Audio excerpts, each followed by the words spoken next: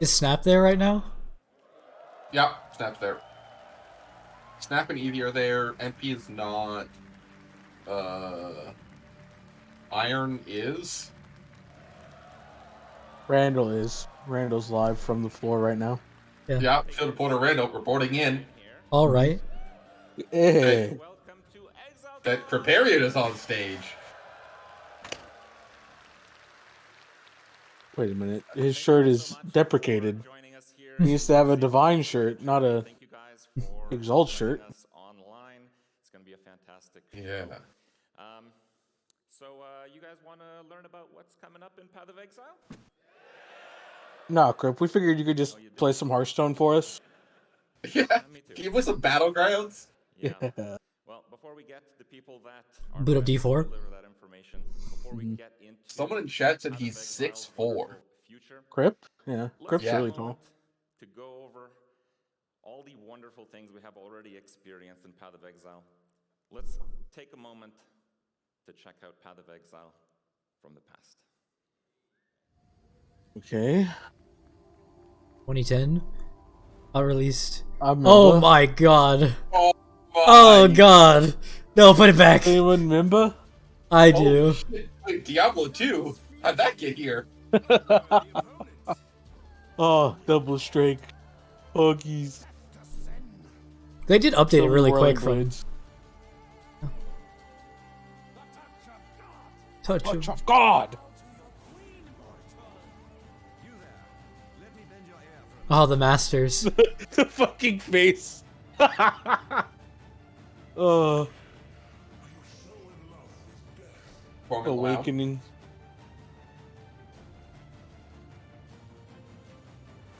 Yeah, Talisman Toy. Foggies, talismans. Ascendancy? Let's go. I miss Prophecy. I miss. Breach. Battles of Worlds. Oh. Fucking Legacy. Oh, Breach. Dude. Like, I'm that's not so crying, many you're bangers crying. into bangers. That's crazy. Oh. So many leagues in a row, dude. these good leagues, dude. So it's been so long since then. I feel so old, dude. I'm Yeah, rapidly aging. I feel old as fuck. Atlas. Bestiary. I didn't play Where the Bestiary. I played Legacy. I played so much Incursion. Incursion? Yeah, that was Delve. Oh, Delve. played so much Holy Delve. fucking giga banger. Betrayal. Oh, Betrayal. All Betrayal is so fucking Actually, good. not as good as the previous leagues, but still a banger. Yeah. Synthesis, bring it back. Oh, actually, So good. Legion. Legion. Now we're Legion. winning. Oh, They didn't show us. What? They didn't show Cyclone in Legion. What the fuck? yeah. Conquerors. Blight. People, Metamorph. whatever. Conquerors. That league's so Okay. Conqueror plus Delirium. Log in. Delirium. Harvest. Into Okay. Is Harvest. he over here? Okay. Heist. What the We're- fuck? Okay, Dude, it's already badge. been Okay. 3 years since Send me Heist. back. That's good though. Okay, It's this Maven. league, fucking holy 3.13. Tomato. Ultimatum even owned. Uh-oh. Don't Oh look, no. don't look. Oh no. Oh god. Send us back. We're blowing up the game. Oh no. Revert. Convert. Go Go back, go back. Go back. We can still save it. No. Okay, wait, lock it's out. safe. These guys are kind of cool. Not Yeah. gonna lie. Okay, this league was like... Sentinel. I mean, it was okay-ish. No, Sentinel was fucking Ah. good because you just fucking... It was our last What the league fuck of is that league? just- It's Dude, so Sentinel bad. was like the most juice we've like. Yeah. But it was still, we were on the downward trend at that point. Oh, trailer. We're on a beach again. Okay, how I feel. Wolves. The wolves look really cool.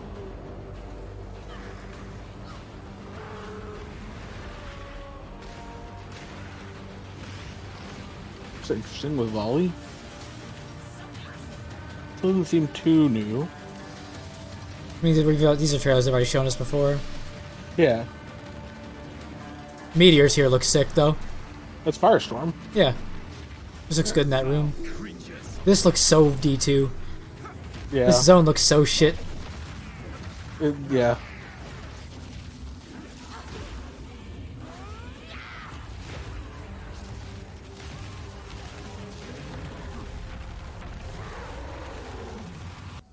What's up, Crocs? Oh. What they're doing? Oh. Chris Wilson Chris. from Grinding Gear Games. He does say the line. Say the line. Say the line. Say the line. Say the line. Hi, I'm Chris Wilson from Oh, Grinding they're doing the Gear fucking. Games. Yeah. He said the line. Said the line. Welcome to Exilecon 2023. It feels like just yesterday that I Oh, was looks here like on they're doing the stage card at game Excilecon thing again. 2019 announcing Path of Exile 2. The Since then, in-person we have card worked game. tirelessly on the content we're going to show you this weekend. To everyone here in person, thank you so much for coming out to join us.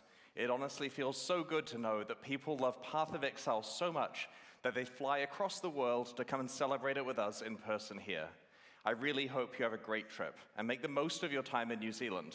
Our last Exilecon was a magical experience, and we've tried to go above and beyond in every way this time. If you're tuning in online to watch the live stream, That's thanks us. for joining us. That's also. me. I'm I wish you online. could all be with us here, but to ensure you have the full Exilecon experience, we have made sure to include every talk and session as part of the 2-day live stream this weekend. Twitch A lot drops of are React enabled for the live content. stream, but if you're here in the audience, you'll automatically get them when you redeem the microtransaction code in your swag bag, so no need to stream it from your phones while you're watching. You'll also receive the attendee-only Exilecon 2023 hideout. We have so much to share with you that's this pretty weekend, cool. I'm not getting and any let's jobs just get from right this. into Path of Exile 2. I'd like to introduce Jonathan Rogers Yeah, and Mark Roberts, game in-person MTX directors is a of Path hideout. of Exile 2. That's pretty cool.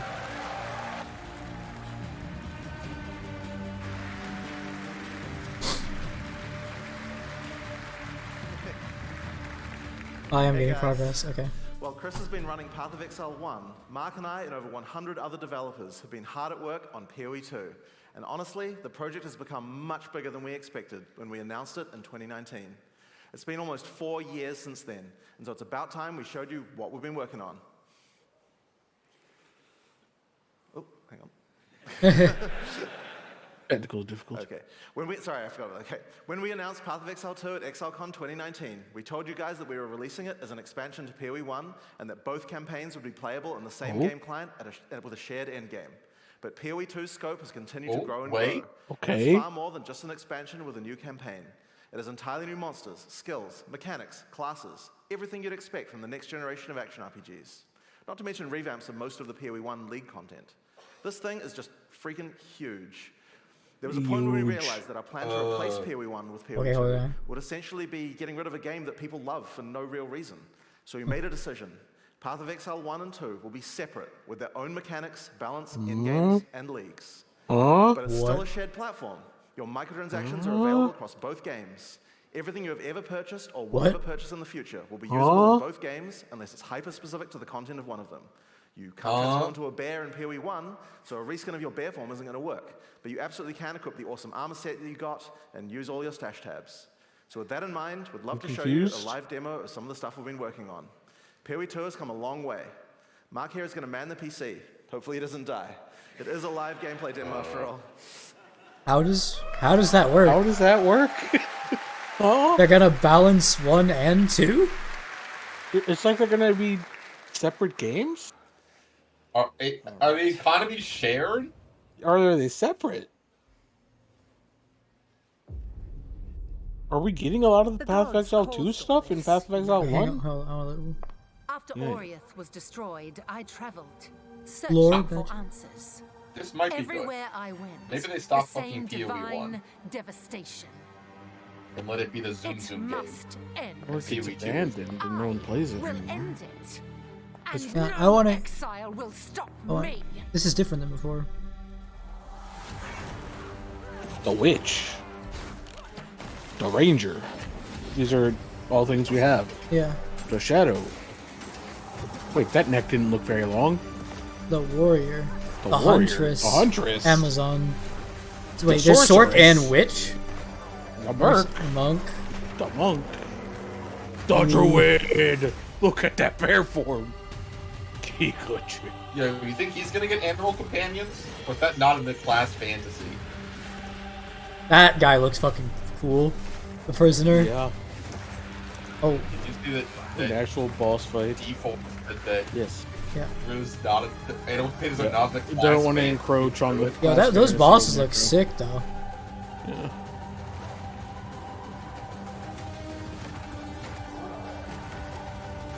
They do look pretty cool. I don't like the new skill UI. It feels small. Yeah. Feels console. It also feels Scourge like of it the takes up more- it takes Skies. up more space, but there's less space Less for me to see my information. skills. Yeah.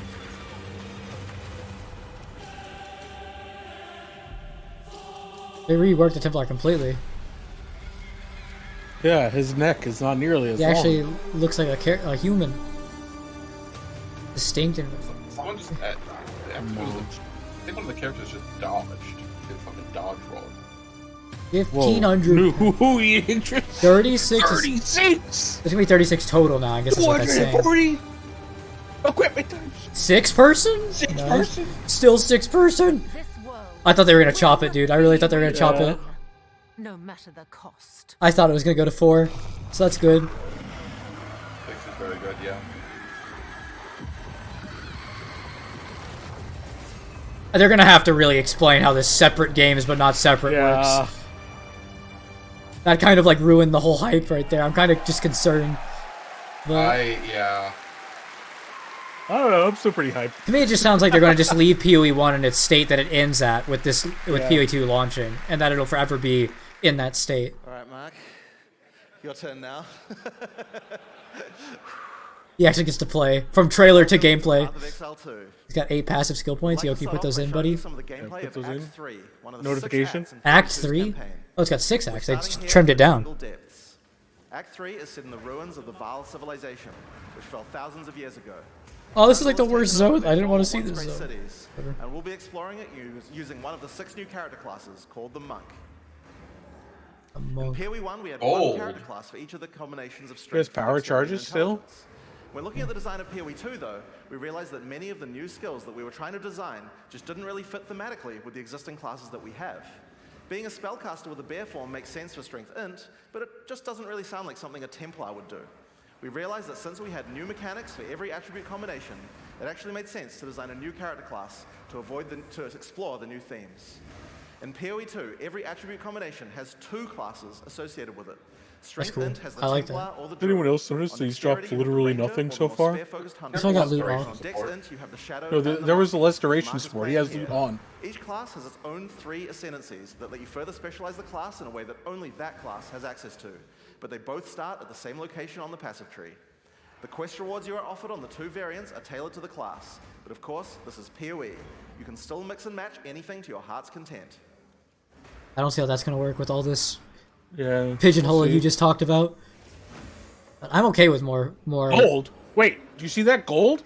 Yeah. Yes, I said that. What? Yeah, they said gold would be a Across the thing. boss Yeah. of this area. In PoE 2, every area of the campaign contains a boss of at least this difficulty. That's over 100 bosses to fight as you make 2 your way through piles the of gold, campaign. 1 dropped at the and they start, all 1 have dropped unique just now. mechanics. This is going to be a skip angle. No one's ever going to kill these things. I think you said you just had to. I think you said you had to. This guy fucking rolling like an idiot. Hate it. He's just showcasing the skills. Just playing the game. As you've been watching from Mark fighting here, you've probably noticed that melee combat in PoE 2 is a very different feel than before. We've done a lot of things to add mobility to combat. Practically every melee skill in PoE 2 has some kind of movement built into it. Thank you. But the Monk in particular is a melee fighter who specializes in mobility. Said he didn't over want brute strength. mobility on, On not movement skill. I guess.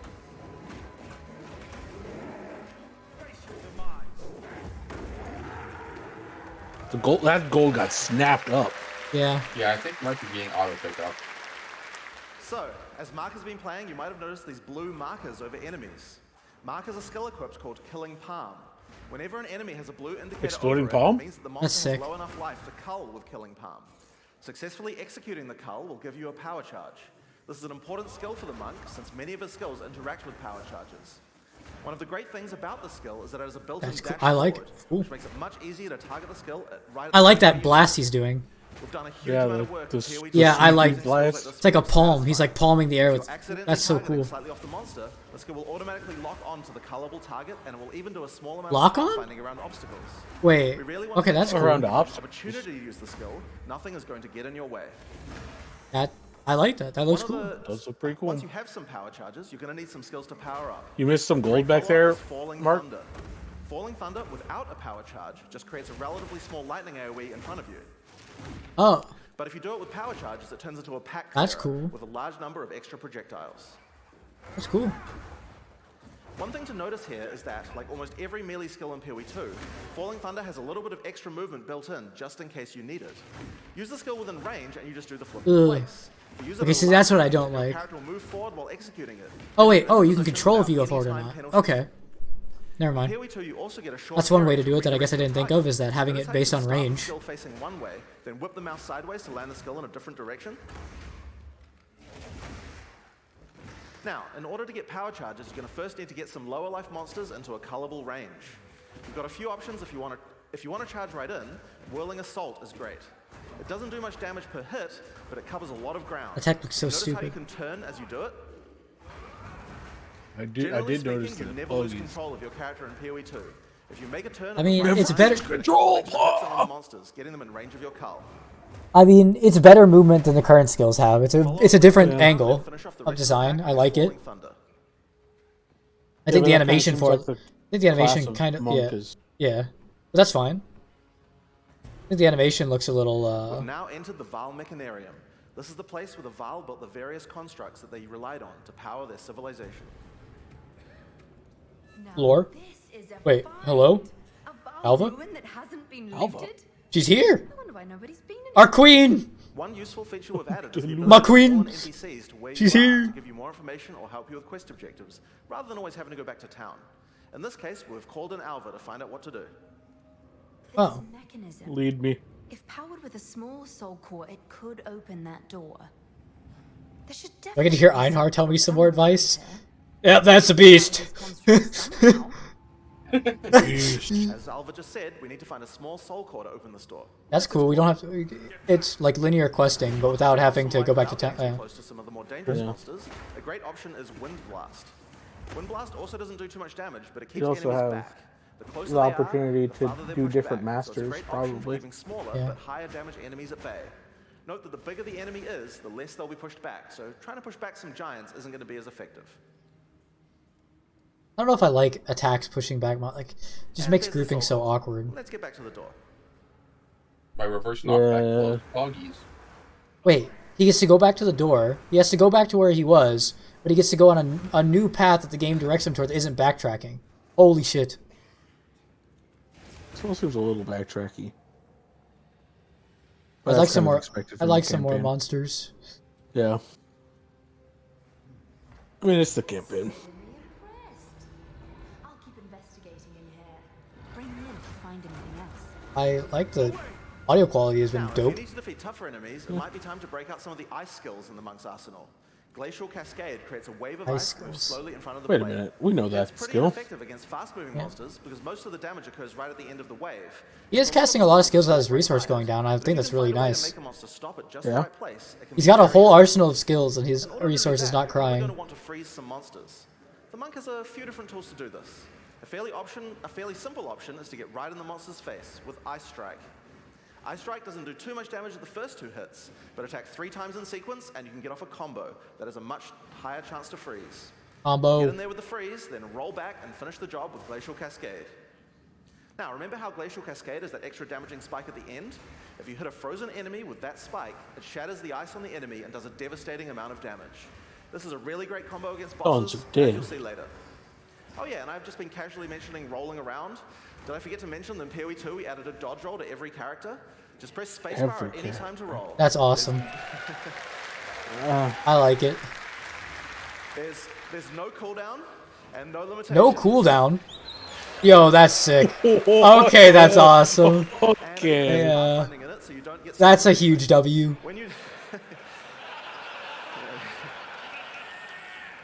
When you dodge roll, you're not invulnerable. If something hits you, you're going to feel it, but most things aren't going to hit you. And that's because while you're rolling, projectiles and melee strikes will always miss. You'll Oh, have to roll out of the way of a slam that has AoE. Thank God. Anyone swinging a sword or throwing a fireball is going to miss. that's Now, awesome. another important function of dodge roll is it lets you cancel out of any skill at any time. Wait, You anytime? don't feel like you're getting stuck during a long What the animation fuck? when something's about to hit you. This seems so cool. That's really yeah, takes oh, that's fluid that's sick. Control of your character. Makes Holy dodge roll a shit! very I didn't think they reliable managed to feeling make way fluid to movement feel avoid better, attacks. movement better than D4 somehow, but it looks like it So is. That's one way to get out of the way of damage. What the but monk fuck? specializes in mobility, so it makes sense that it would have some more. Wave of Frost is one of our new attacks with a retreat built right in. You move backwards and throw out a cold attack with a significant freeze.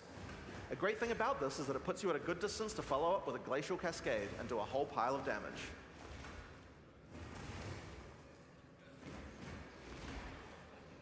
Also, I really hope that he just doesn't have loot on. Okay, I can kind of see loot sometimes when he hovers it. Yeah, he just doesn't. I don't think he has like highlight turned on for a lot of things. Yeah, that's just. Yeah, there. Yeah, you can see him whipping his mouse around and covering Yeah. stuff. Yeah, there's stuff. Yeah, there's stuff all. There's stuff all over. Yeah. Okay, it's just the filter. Probably tried to have it as cinematic as possible. Yeah. He's getting. He's Well, getting kind of chunked. wait, that potion healed him a shit ton. Yeah. Here's the. Oh, we're getting audio You seem a through. little slow. Another skill you can use to get some extra freeze is Shattering Palm. Shattering Palm is a palm strike that I mean, puts they're a just small really ice trying to bomb on the showcase every target. skill here. Kill or deal enough Yeah, damage to the there's target also that the they're bomb will always explode, slow in the doing some damage and a Yeah. the significant dev freeze. streams, It's a great option against bosses where the wave of ice might not be enough to get and that this is freeze only off. Act 3. But you really want to get, but you still really want to use Glacial Cascade to get the damage bonus.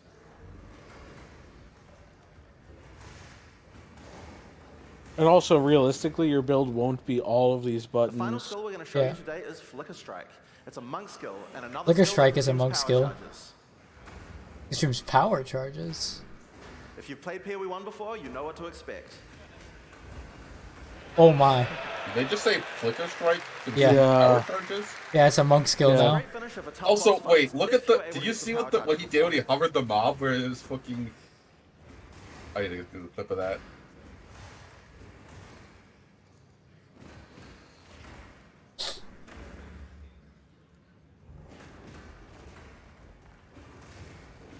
Need some more flicky boys. Need some more flicker strike.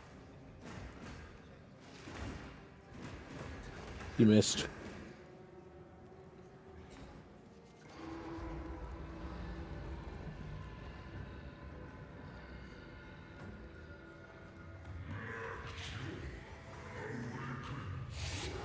Holy.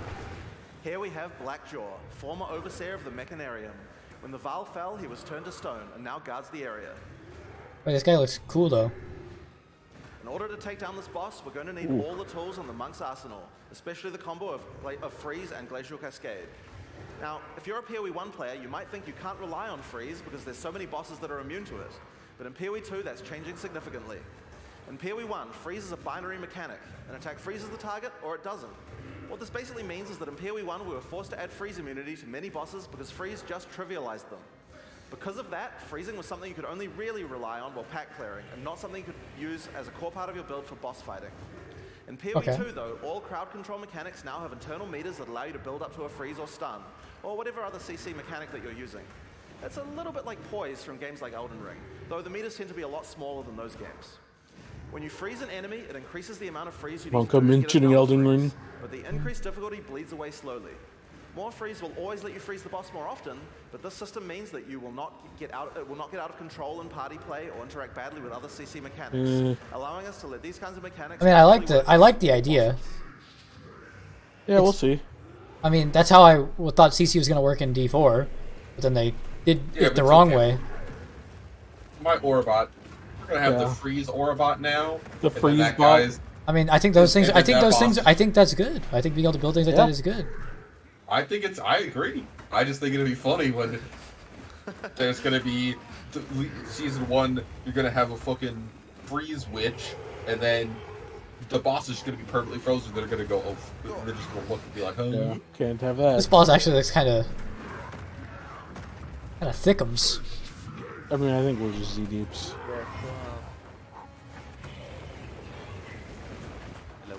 Hello. Greetings. That fire line looks fucking cool. Yeah. Well, good.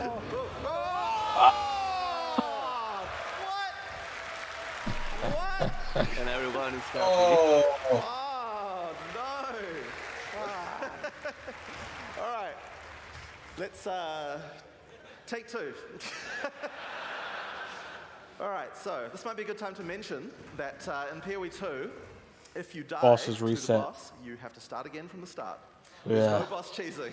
You can't just corpse run it. So hang on. Oh, there might be a. Are you okay? Oh, 1 second. One technical issue.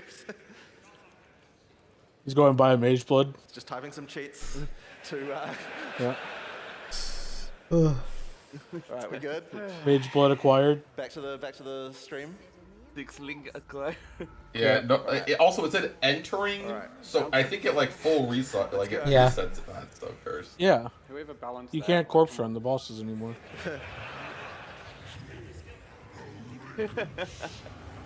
Which I don't think will be that big of a You hear problem. somebody in chat say, in this crowd said, put his skill points in.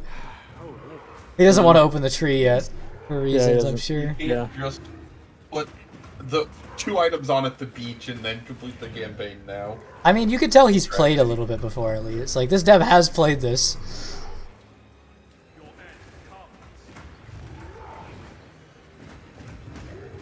Wonder what level Did he he just is. parry? He just parried with the guy. What the fuck?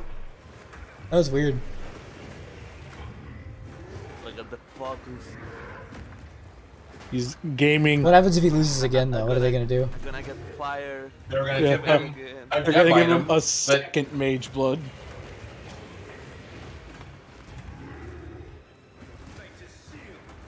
they're gonna give him the white dagger that has plus 10,000 PDPS. Real He's doing gameplay? better Yeah, this this is real time. gameplay. Live gameplay from dev. Or they're gonna give him a single link for his skill. True. Oh, that slam. To be honest, I like when the boss is ganky and don't do that much damage. Because it's like you don't feel like they one-shot me. Or they just might have turned to God mode on for him, so he Can't lose. Freeze. No, he definitely is able to. He Okay, could he's definitely get definitely one getting hit. shot. Yeah. The Ah, first. man, this seems a little tough, but I mean, I'm sure in group play we're just gonna smash it. bro, you're gonna have more than one link on your skill. Yeah. Yeah, And you're probably not gonna have- it's just a showcase. They're showcasing all of the new monk skills. That's fine. It's fine if he's taking time to kill the boss. They want to show off the boss I don't mechanic. have any issues with it. Just like. I'm saying for like, Persigi's thing, like, it's purposely slow, so. This, like, 33% mechanic he starts doing looks kind of scary. Yeah. Yeah. But I mean, there's no After like 3 cheese minutes, thing. he freezed the boss. Yeah. I don't know. There's no like cheese thing where like you have to like kite into a pillar or anything. a It's lot just of like it. straight up. You gotta beat him. I like a lot the boss has some new mechanic. Have like a 10 attacks. Maybe no. He only has like 4. He has the slam. No, he no, has no, the no, fire but- breath. Yeah, but He they has the- throw like a fireball. Come on. Yeah. I think it's like 5 mechanics. Oh, here's just 6. Yeah, yeah. He did that one before with the enchanting his axe. And what about that slam? Power. Yeah. There's the slam. There's the breath. Yeah, they're there's just the same breath attack, they're circle, just getting, there's like, the- bigger with his health going down. Yeah. Yeah, that one's 3 slams instead of 2 because his health is low. I love MP's chat. Ben's got a keyboard off screen playing this now. Yeah. Yeah. Freeze, freeze, freeze. Oh, oh no! Oh, shit! Oh shit. Oh, oh. You're still mic'd up, brother. Go, go! Come on. Do it! No. Kill him! Get it. Yeah, so good. There you go, there you go. After this. No, no, no, no, no, no. Get him. Okay. Okay, okay. Oh! All Oh! right. You got him. Executed. Real emotion. All right, second time's the charm. I guess. World record. Oh, inventory. Black Draw has dropped a consumable quest item here called the Flame Core. It's a permanent +10 to Spirit. In PoE 2, we really want to make sure that you feel rewarded for exploration. It wouldn't be much good if we made all these awesome optional bosses if we didn't have something great to find for killing them. One of the things you might find for killing a boss is permanent stat bonuses for your character. Sounds like Renown. Wonder what spirit. Yeah.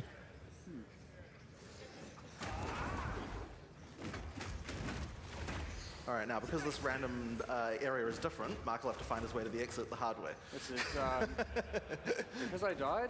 This is no longer rehearsed at all. You actually have to play the game? Okay. Imagine.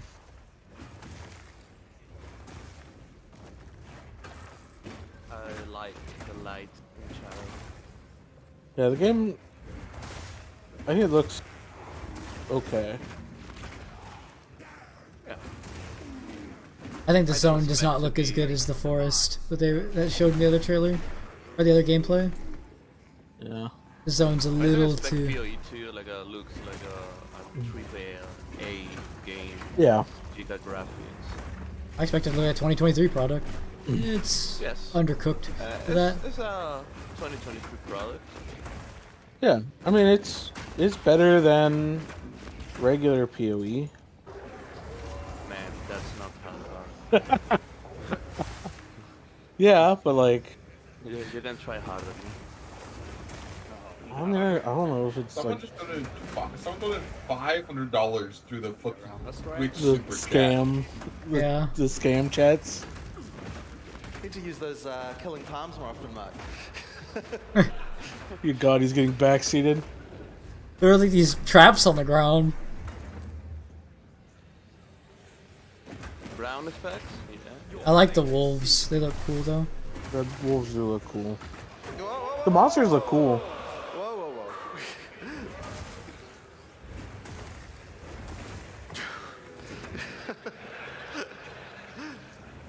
They're actually mobs though, like quite a few. I like it. Yeah, especially in this second Right, that's a part. campaign zone? Like, Yeah. One thing You I'm got completely lost wondering there. is why you have like the 10 no skills. idea where I What the hell? They wanted to So they're showcase trying to all. They wanted to showcase showcase all all the of the skills. monk specific skills. Like this isn't an actual build. All right, yeah, there we go. All right, here we are. That's Here we are. someone Here's would the play. exit. Okay. I'm gonna die I would think. somehow. They're just trying to showcase all the skills. Like I imagine you'd mostly just be playing with the spell. Why has he not just opened up the Or tab? with Why has he the not attacks. hit tab? Because Oh, they were because saving it that. instructed not to open the map. Because they Yeah. probably made it like Go right through. either It's a turbo dead shit or area. turbo not shit. All right. In order to help with the next area, we're going to call in a sorceress. I'd like to welcome Octavian to the stage, who's going to join the party with Mark. Whoa! He just came out of the shadows. Wait, there's a $500 in it. What the All right, 1 second. Yeah. All right. Here we go. All right. The sorceress is the new intelligence-focused character in PoE 2. While the witch focuses more on occult magic and summoning, the sorceress is themed around pure elemental destruction. Okay, me. What about happened to Elementalist? Here. Okay. This is the largest soul core I've ever seen. With this, we could power the canal systems. But it isn't charged. Look at all those abilities on the There bar. is still That's so latent many energy in abilities. this machinarium from its ancient operation. These lines yeah, in the stonework 'cause they're should fucking- lead Yeah, to because they're generators. showcasing. I get that, but like, You might need to find some more soul cores to spin them up, but everything looks to be in surprisingly decent condition. Maybe the golems have Oliver, been voice actor, maintained. killing it as usual. In any case, Doing it great. should still function. We'll have to remove that large core from the wall. So this isn't like a main quest. This is a side quest where you call the masters to help you out. I'm I guessing. think so. We have some skills that's here cool. you're probably going to recognize if you've played PoE 1 before, but they feel a bit different now. Spark is great in these type passages. Whoa! It bounces around. Dude, that looks sick. Support gem to really Okay, help with it's entire got. targets. That's awesome. I like that. Target for Arc is a great choice. It does much more Woo! damage than the first type. Woohoo! Okay, I'm playing that. Sure. No, back away. Lightning If you find Sork. yourself surrounded, it might be a good idea to Lightning ice Sork. Strike. Dude, an actual With all Sork enemies class? around you, My it's god. down with a chill. Just be careful. Getting up close and personal isn't the ideal place And for you a also sorceress have to be. dodge. She doesn't have the more Yeah. defenses of a more melee-oriented character. Dude, it's kinda actual good. bouncing to target. Dude, like, how hard. D4, how hard would it have been to just make me do this? Arctic armor is a buff that builds up as you stand still. Like crazy. You can see the ice crystals forming around the character. Fuck this. They Blizzard. drop off if you Wait, walk. oh. That's cool. We get like. Oh, When monsters hit okay. you, they take cold damage and build up to a freeze. Yeah. So it's a great defense. Just be Ice careful. armor kick You have to be W. standing still for a little while to get the full effect. So trying to stutter step using it isn't the best strategy. We'll have to see if there's a channel skill that actually is good. But did you notice it doesn't reserve I any mean, mana? How does that work? We're not gonna see anything. skills Oh. look so It's- cool. One thing, Wait. no items. Hold on. It's an ongoing buff that doesn't require reserve. Wait, the change how reservation There's works? a new resource called Spirit. Spirit. Spirit is a Okay. dedicated resource that you can use for ongoing effects like Arctic armor, heralds, auras, and minions. Okay. Okay. I think that's good. Reserve? I think that's good. I A different stat. That's cool. Everyone starts with 100 spirit, which is enough for most Everyone- ongoing effects. But if you want You more, said you're and gonna need to minions. get some Yeah. more spirit, which is available on mods from items and on the passive tree. Okay, But spirits. if you're willing to Yeah, go up your okay. offhand slot, the easiest way to get it is by holding a scepter. Find out more about that in Holding the a item slot scepter. later on. That suck. Okay. Now, if you want to increase the cold damage that you're dealing, you can always use Frost Bomb. It places a bomb on the ground that reduces enemies' cold resistance while it's ticking down. Been kills before. It's a great opportunity to use Looks some cold different. skills before it explodes. Oh, cool. It's kind of cool. And speaking of cold skills, a great skill Very to use on similar, monsters but with lower the cold same. resistance Yeah. is Slightly Overwhelm. different. Looks the same. Or it looks improved. This is a new Oof. skill in PoE 2 and it hits pretty damn hard. Costs a lot of mana and has a really long cast time, but it's worth the wait. It does a devastating amount of damage. To help you out of Tons of danger, damage. your character moves back slightly as Oh, Look at the it cast hardens time. fast-moving opponents, but it's great for Holy. enemies that stand still. that ability Or looks attack sick though. further away and can predict where they're going Yeah, to it move. does. Hey, You're right. no dropping on fire. Oh. Okay. If you Nope, that's a cold don't cast meteor. too many of those, I guess Yeah, he's in dropping emergency on you can use your lightning. free to cast fireball. Yeah, he's dropping on lightning. I love. I haven't seen any giga-long cooldowns. Thank you. Now, in haven't seen PoE1, any caster cooldowns weapons yet. had a default Whoa, melee attack whoa. that nobody used. And because they had that, they also had a bunch of attack mods that would spawn in them that were useless to a caster. In PoE2, we wanted to clean that up. So each staff now comes with a built-in free-to-cast spell. Oh, Okay. Just, just put it on and spam away to your heart's content. Now, this Interesting. particular Free to staff ca- is the that- staff okay, you'll get that's right on the cool, starting yeah. page. So it's quite likely that you'll have outgrown it by now. So that's why we've also made hey, a look, lot of another staves stick in the with more inventory. utility-focused powers Yeah, for but to casters be honest, use. that's more for level. Here we have a crystal Bro. staff. It has a pretty cool Unleashed. built-in spell called Unleash. Using it Yeah, these slams are your just like staff on basic the attacks ground for different skills, and will yeah. allow you to triple cast whatever you cast with your next spell. Whoa. Now, Wait. Of course, what you're probably going to want to use Oh, is no. Dazzling Power. Oh, I And see. Comet is a great option. Oh, I lost. Yeah. Oh. Few skills in PoE2 cool. with a cooldown. In general, we really try to avoid using cooldowns because we really hate the feeling. that All right, combat D4, is put it in the fire. spell. Yeah. But it does make Yeah, sense for this Unleash is, since it's free to that's cast, and it's something we want you to use situationally anyway. I love them. Cooldown's back. If you're facing Oh. I lost, bro. Look, it's level 1, and look at it's cooldown. Look, it's cooldown. Not even that bad. Yeah, its cooldown's like 8 seconds. Lightning projectiles At level 1. Yeah. further, and you also do a lot more damage. Look at all the project, dude. It's like it's like unstable. That's the like this guy has the ultimate for Sork on all the time, And he's just fucking- casting. Yeah, In the cafe. yeah. Wait a second. He's so How cool. was Diablo so bad? Oh, the multicast Ice Nova. Probably not the Yeah. best use of your Unleash there, brother. That was cool though. I like to see it. That's cool. That can be used on like it looks like everything has gone as bar Yeah, so far. everything can be Yeah, yeah, unleashed. it's a look to So, with showcase. all of these skills, here's a great combo to try. First, cast Frost Bomb to reduce the target's cold resistance. Then use Mana Tempest to increase your damage. Follow up with Unleash, and then triple cast Comet to do a truly insane amount of damage. Boom, boom. Oh, wait, that was really quick, honestly, for that combo. Yeah. Yeah. But yeah, I don't the- like Yeah. it, I don't see the projected. It's because this. Yeah. Yeah. Because some of those skills are like, in WoW terms, they're like off GCD skills, Ghost right? come from? Where like, You don't need to like do a full Dude, animation. the smoothness of casting that they've done with the canceling of dashing and everything looks amazing. So That was good. great. Also, there was the skill that was pretty Wait, cool. what did he? Just What like did he? the Hold on, what did he mana. pick? Hang on, what did he pick up? Specific gems, you can find Uncut skill gem. Just right-click on them and pick whatever skill you want. Wait, So what? It's like What? ruthless. It's like On the, ruthless. whoops. Whoa. But better. Whoa. I don't know anything about The Ruthless. gem will come pre-leveled to the level of the area that dropped it. So it's a lot easier to change between skills in PoE 2.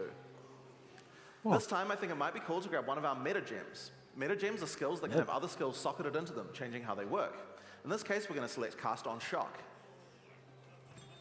Now, let's equip this thing in the skills screen and choose which spell to trigger. Whoa. This has gotten I think different. Comet might be fun. Yeah. Comet. Whoa. Shock Reserve Spirit, we'll need to first disable our Arctic Armor. We have to decide if we'd rather have the extra defense or the extra offense of the Cast on Shock. That's fine, because you're going to be able to scale that. In PoE 2, trigger gems use a system of filling up cast time on each trigger. Basically, if a skill has a short cast time, it will trigger really often. And if it has a long cast time, like this Comet here, it will take a lot longer to trigger. You can see on the top left corner, that there's a counter that shows you how long until the next trigger. Okay. Percent. A little more balanced. Scaling. Pause, champ. Hopefully he shocks the monsters. Come on. He's killing the monsters without shocking them? Oh. Oh, And there you have okay. it. That's using cast Okay, on okay. Shock. We've automatically cast Comet whenever we're using our lightning The skills. instant casts. Okay. Honestly, the Wait, line he of can still animation. cast the skill. Yeah, he can still cast a skill, yeah. That's cool. Well, because it's just it's Yeah, just, but found the the gem gem was is cast not- on- power it up. It's a separate gem. Separate Yeah. gem. Yeah. Separate gem. He was using another comment. Whoa, that looks fucking sick. By the way. Those look cool. I don't want to fall into that.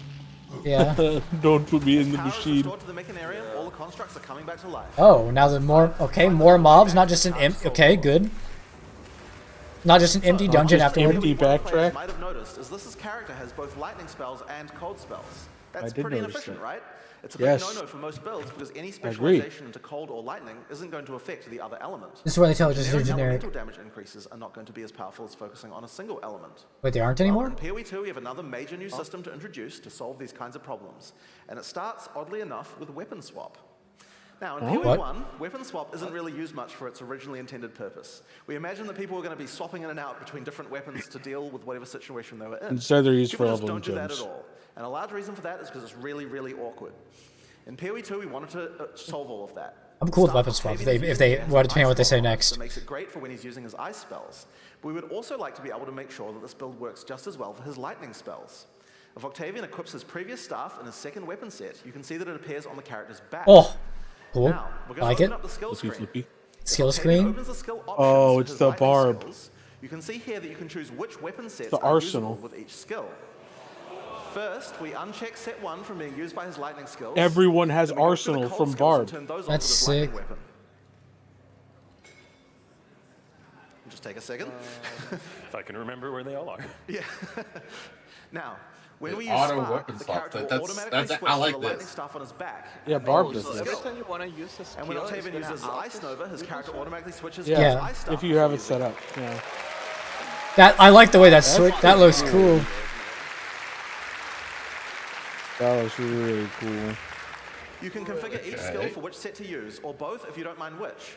There's a very short time penalty to switching, so it can be good to leave some skills on both sets if it doesn't matter which Oof, weapon cast set on you're shock. using. But we still have a problem. Passives. Wouldn't it be nice if we could specialize in both cold and lightning passives on the character? They're gonna show us the in tree. PoE 2 you can.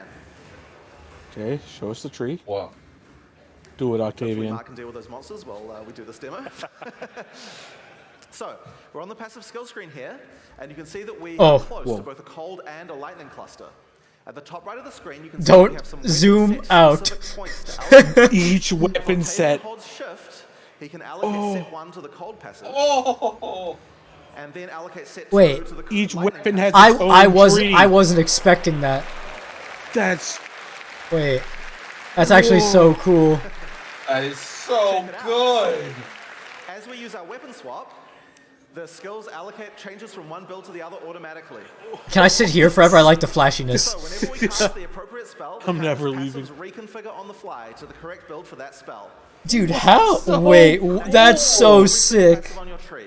Only points granted from skill books will allow this character to specialization. So you're not going to be changing from a mace level Alive. to a fire Heal. outlaw with the press of a button. But it certainly increases the number of options you have for builds. There's a huge number of places where the system can shine. You can augment your dagger shadow build with traps, So or have a great they said curse that set up not on your all witch skill with one points are spec and doable enrich your that way, chaos that debuff it's spells just- with the other, for example. It really opens up your options. Now, another fun Still just the metagame to concept try of out it. is called Barrier Invocation. This works a little bit like the trigger gems I talked about before, but this one charges up as your energy shield is hit by monsters. We're going to put an Ice Nova in this one. The more energy shield you lose, the more charge builds up. We'll just get that one equipped there. Yep. So yeah, the more energy shield you lose, the more charge will build up until the point you're able to cast the socketed skill instantly. Okay. There we go. Oh, Yes. so it goes you when lose he's some- hit. Okay. yeah, so you lose some energy shield, and at just the right time, invoke Ice Nova to cast all the stacked up copies in one instant cast. Wait. If you keep losing Huh. shield, you'll build up even more charge. Even more copies. It's a Okay. great defensive option in an emergency. Cool. I want to use it in an offensive manner. Yeah.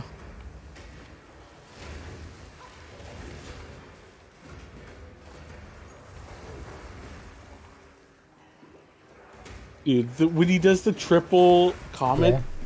that's still has not It gotten just makes me old. so happy every time. Yeah, Overkill. imagine. And here we are back at the charged soul core. All we have to do now is take it. Yeah, surely. Yeah. Yeah, go ahead. Come on. He's like Oh, hey, he's grabbing. got 9 points now. Just take it. Oh dear. He doesn't seem. She just leaves, bro. Don't die Just this in time. guys. Just the dive. The Kodal. Frontal, I like that. Frozen? Nice. Also, oh wait, Ugh. flash. Whoa. There's a little coin button. What do we think that does? Off. We think That's it's microtransaction. That's just microtransaction.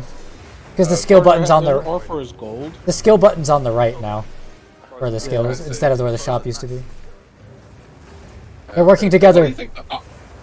What does the upload button do? The little fucking yeah. It's probably help Love that. or something. Or no, help is a question mark. I No, don't it know. helps blow it. It probably pulls up a menu of your character. Yeah, it's probably pulls up a menu. Oh, the triple media. Dude, he's like autoing the boss backward with the staff. Bonk you so hard. Wait, The lines. Frozen?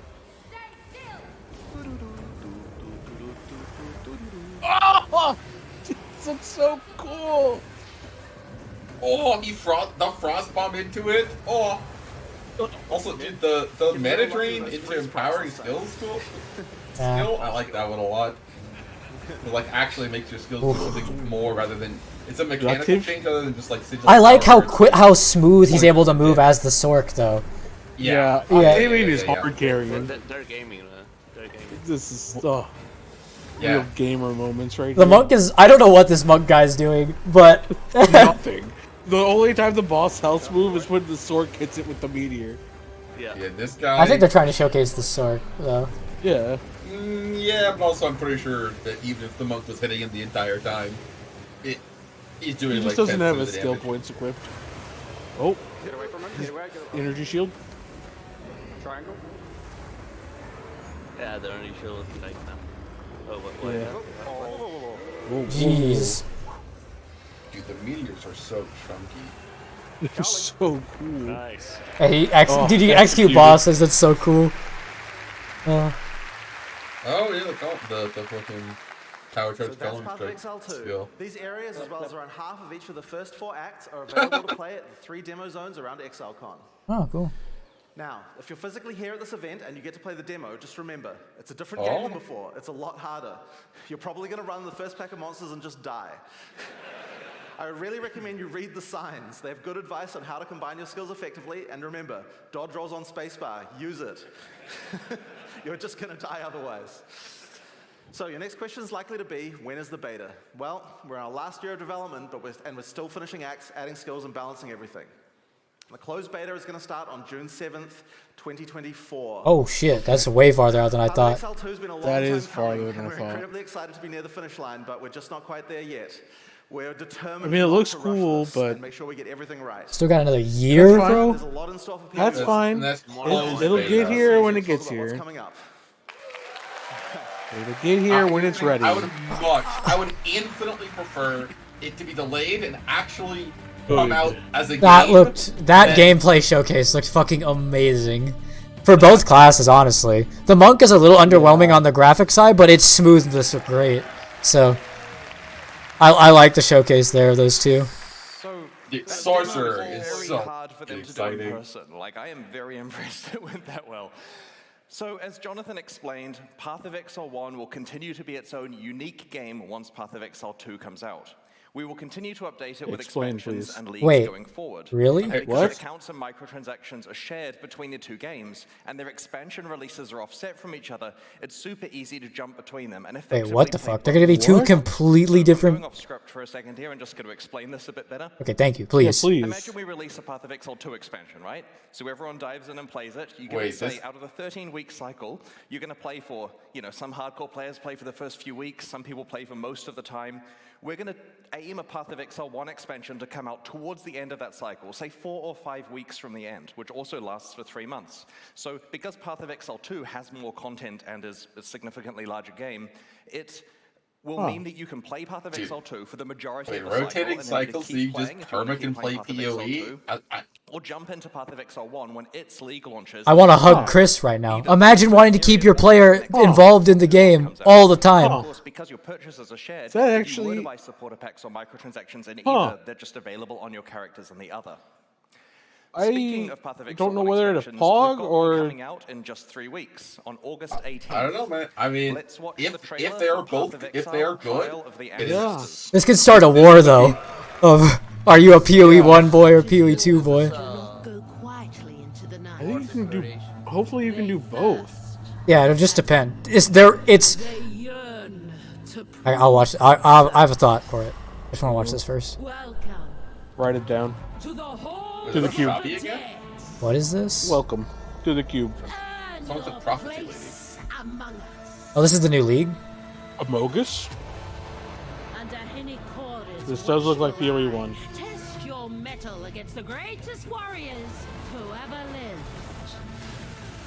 What is All of this? Grandmasters. PvP League. Hall of Grandmasters.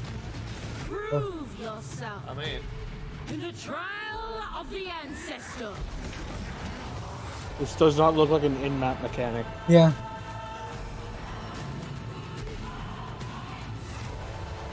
What? What the fuck? Oh, it's like a battle? On It's like both an sides? auto battler. Yeah. Wait. Honkai? TNT? Honkai Star Red. Yeah, wait a second, guys. Tattoos? I've been training for this. Item? Wait, was I kind of correct with the tree getting some You were corruptions? correct. Yeah. Yeah. Atlas Keystones. Wait, that looks like a lot of Wait, that monsters. looks Spawn. cool. Itemized sanctums? Okay. Items are in. Sanctum's Am I back. sanctums? Guardian revamp? Oh, new- That's the all new, or yeah, Ascendancy all revamp, new yeah. chieftain. Guardian- The end. Okay. One can become Chieftain getting reworked again. Will it be Poor you? I Chieftain. thought about Combat Slash I didn't Ancestors. understand. Is this PvP? Maybe. No. It looked like it was an arena that you set up your boss battle in. It's like an auto battler on both sides. Yeah, it looks like you like collect. In the Karui Afterlife, the fallen chieftains of each tribe participate in a tournament called the Trial of the Ancestors. You will journey to the afterlife, assemble your own team, and enter the tournament to battle those chieftains. We're assembling our own team. Okay, yeah. Rewards. Yeah, but you probably are also As you play putting through your own areas character in the there as well. Yeah. Ancestor Challenge League, I can't you'll imagine find they don't have you tradable silver fighting. coins. Using them will take you to the Rogue Karui markers. Afterlife, where you will encounter Navali, who you may remember from Navali. the Fantasy League. Each coin allows you to play a match of the tournament. You start the tournament with a basic team consisting of 3 warriors. Of The 3 tournament is shitters, double and then you have to elimination, pull meaning to you're get a able have 5-star. one loss without consequence. A second loss eliminates you from the tournament. Your team will compete against 10 other tribes, and you choose who you're going to challenge next out of the They're teams NPC left. The tribes. rewards. Yeah, okay.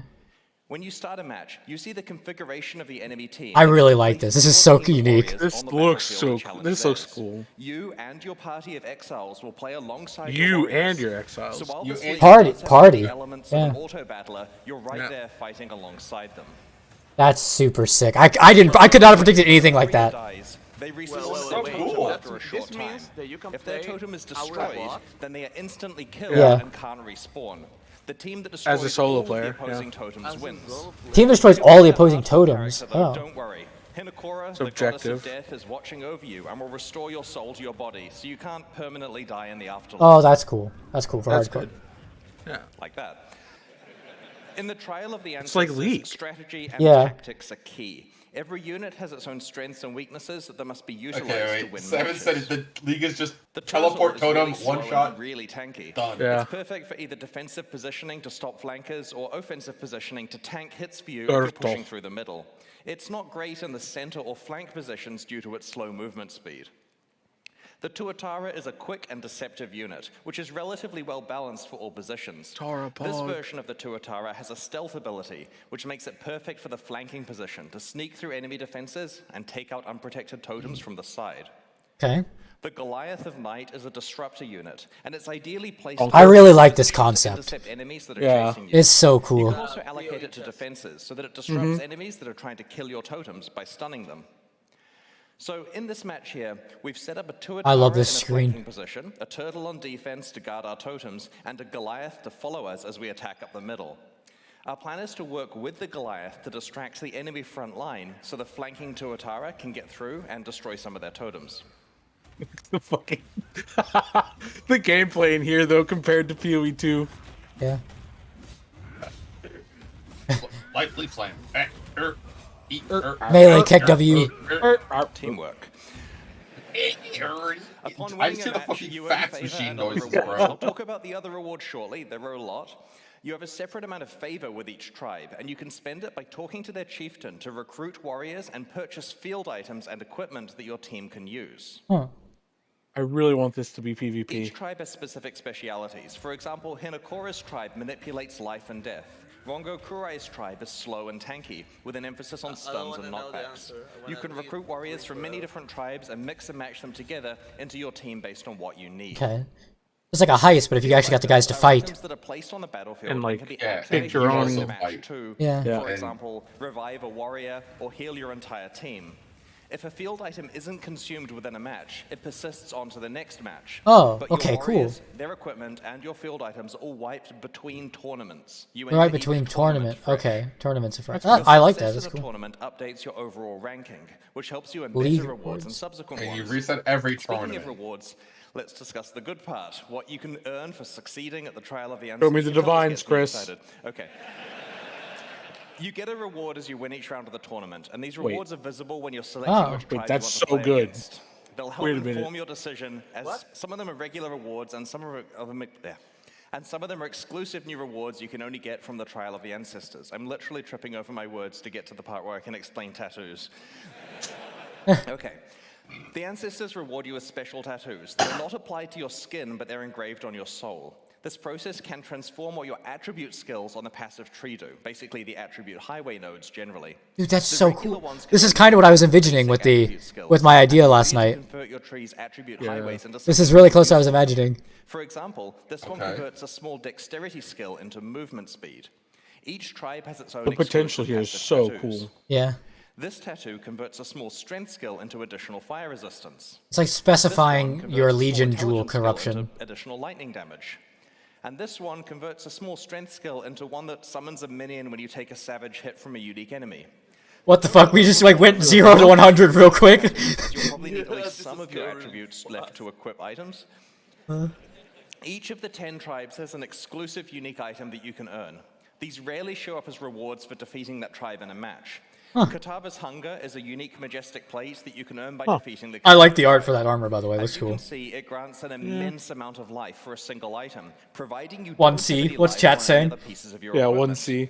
While this is tricky to Once a accomplish, year. it also frees up all those other potential life slots to be something else that benefits your build, making it pure 900 upside. isn't. 900 is quite a That bit. Amulet is a unique item you can I mean, earn by Calms defeating is the 500. Hongui tribe. Yeah. Yeah, but It it's is the the opposite powerful equals to effect of 1,000 your legacy. Okay, wait, what does crap. this say? Instantly recover life and mana whenever you're low. This could potentially be a powerful panic button, or maybe you want to build around permanently being on low life or mana, so all of your flask usage is instant. More. If you manage So to win it's the my One flask out. suffix. you'll not only receive the One reward out. of the final match, but Hinokora Yeah. will also give you a choice. I would skin transfer that though to my ring. Looks pretty cool. Next. It's an Sorry, animal. button didn't work. A Of belt? three additional exclusive items. Belt? Hold Let's on. have a look at some of the things you may be Whoa. offered. First up, there are 4 unique items that exclusively Hits are come always from Hinokora crits? for completing the tournament. This belt, for example, lists a plethora of really powerful properties, both beneficial and detrimental. While you're wearing the belt, the property shifts around every 5 seconds. You never know what's going to happen next. Will you always crit, 1C. always evade, never evade? Maybe you're able to find some ways to build around the detrimental effects to create as much upside as possible. Reduced duration. Hinokora also has a selection of special, more advanced passive tree tattoos that Okay. you can only receive from her. This one transforms a 30 intelligence notable attribute skill. Wait, that's still really into one that good. Increases the level of all of your Yeah. intelligence gems. It's really good. You're only allowed One one copy of the specific per attribute. combination Yeah, tattoo on a tree. that's kind of cool. So cool. Yeah. Hinokora can also award you with a new type of item called an omen. These are small items that sit in your inventory until a condition is met, at which point they are consumed and something happens. In this case, when you Inventory reach space? 25% life, your flasks are all replenished. Now don't worry, each player can only consume 1 omen per combat area, so you don't have any reason to fill your entire inventory with it. Okay. This one creates a It's, portal this on is death. bossing. We made it for me. It won't try to save your life, but it will save you some time. Oh, that's great. This one grants you Soul Eater when you level up. It's definitely worth carrying That's around cool. for that occasional massive power boost. Omens are tradable but hard to get, so use them carefully. I shudder to think about Whoa. how much this one is going to be worth in the presence of those incredibly rare Whoa. unique weapons from 320. It's the Now, it's note, the old don't prophecy. Whoa. Yeah. Back in the Chance, day, guaranteed when we had chance. stuff like the Press the prophecy and treasure. so on that let you Yeah. upgrade to rare forcibly on a specific base type, we had to block the good items by putting crap uniques on the sorry, I meant upgrade to unique. Wait, dude. We put crap uniques on that base type so that you couldn't get it every time. Well, we stopped doing that, so a lot of the uniques that were upgraded in 320 are just the only thing on the base type. So items like this let you deterministically get something quite valuable, hence they are quite rare. The most exciting one, though. Finally, Hinokora can offer you a lock of her hair. This is a very special currency item that lets you foresee the result of using another currency item to craft something. Wait, what? This means, for example, you can know whether it's worth exalting your item because you'll know exactly what the outcome is. What? How does that work from a coding standpoint? That means that something has to always be shown. Does that mean that the crafting outcome of the thing has always been there? Offers a wide selection No, of it valuable means new that when you rewards as use it, complete it locks matches and in the tournaments. thing. We really look forward to seeing Of what every strategies you develop for possible- building, Yeah. equipping, carefully placing and playing alongside That's your tribe. insane. So that's the new challenge. Like, when league, you but use Path it, of it Exile locks in the expansions seed. contain more than just a new Yeah. league every 3 months. In each update, we also augment Path of Exile's endgame and shift the metagame with new gems and balance changes. This expansion is no exception. I'm going to explain the other changes in a medium amount of detail. I'm conscious that we have both new and existing players. For new players, I'm going to try to include some extra content to help make the changes more understandable. You can find out all the detail in the patch notes and other information we'll be posting in the few weeks before release. Let's start with how the Trial of the Ancestors expansion expands Path of Exile's endgame. In December last year, we released an expansion called The Forbidden Sanctum, which introduced the Sanctum Challenge League. This league was a roguelike game set within Path of Exile where you would randomly explore a randomly generated sanctum one room at a time, alongside your regular play. You'd pick which rooms you wanted to explore out of several options and accumulate beneficial boons and detrimental afflictions that made your run easier and harder, respectively. A good Not only league. did Sanctum work really well as a league, okay. but it also had the potential to be added to Path of Exile as part of its core endgame content, alongside systems like mapping, delve, and heist. Well, in this I'm more expansion, excited that they're the adding Forbidden it Sanctum is than back. that it's good. So that shows they're actually willing to put things into the game again. I've really been looking forward to this items one. were We're super reintroducing good. the I wonder if Sanctum we'll as core get content in Path of Exile's endgame. the little The You'll side initially meet socket, Lydia, the Sanctum pouch. NPC in Act pouch. 10. Act 10. Sanctums are now tradable items that you can find while playing maps Oh, in the endgame. A okay. forbidden tome represents a whole floor of the I like it. sanctum, and its rooms can be played back to back, or you can take breaks between them and do something else if you choose. Upon successfully completing that sanctum floor, the next floor is generated as a tradable item with all of the state of your sanctum run built in. This means that the item stores what boons and afflictions you had, what rewards you've locked in, and how much resolve you have like left. this, to You be can then honest. either play this This is floor a great way to or implement trade it to core. someone else if it feels more This is so beneficial. good. For example, let's say you manage to lock in All a really tradable. valuable reward. Receive a mirror of The Kalandra. example here is a mirror of Calandra, but you'll also notice that. Do I have a laser pointer? It doesn't work on the board. Okay, one resolve. This Don't is an get hit. example here where the player has a very Sell good it to reward Ben. locked in, but a massive pile of dangerous afflictions and only one resolve on them. If you don't feel capable of completing the rest of the sanctum from this point, then it would normally be a write-off, right? If you gave this to me, no way am I getting that mirror. But you can now trade the sanctum state to someone else who is willing to pay for the chance to earn the mirror, or lose it. And you can look at expected value in economics, right? It's worth some percentage of that mirror. So you trade it for like 5 chaos to someone, they run it and lose their chaos. Your relics, which act as passive bonuses within the sanctum, are locked the in for pouch? the run when you start the first floor and can't be Okay. changed for the rest of the run. But you won't Speaking of relics, maintain they're now them? tradable and have been rebalanced around this. Oh. To those of you wondering, we have decided against bringing back sanctified relics for now. A complete That's sanctum run now requires acceptable. killing the final boss, Lycia, in both her first Okay, no and sanctified second form. relics. Those You ends, will always yeah, drop a okay. unique relic, and these have been reworked and replaced as we rebalanced everything. An important aspect of the new sanctum I'm actually really balance happy is that they your primary took it and defenses rebalanced have some everything. That's effect on great. Protecting your Good resolve. core. Your armor allows you to mitigate resolve loss, and your evasion grants you a chance to avoid resolve loss entirely, That's cool. a lot like how armor and evasion work. Your Well, like energy how the shield stats grants work. you resolve Aegis, which is a mechanic that works similarly to how energy shield behaves for life.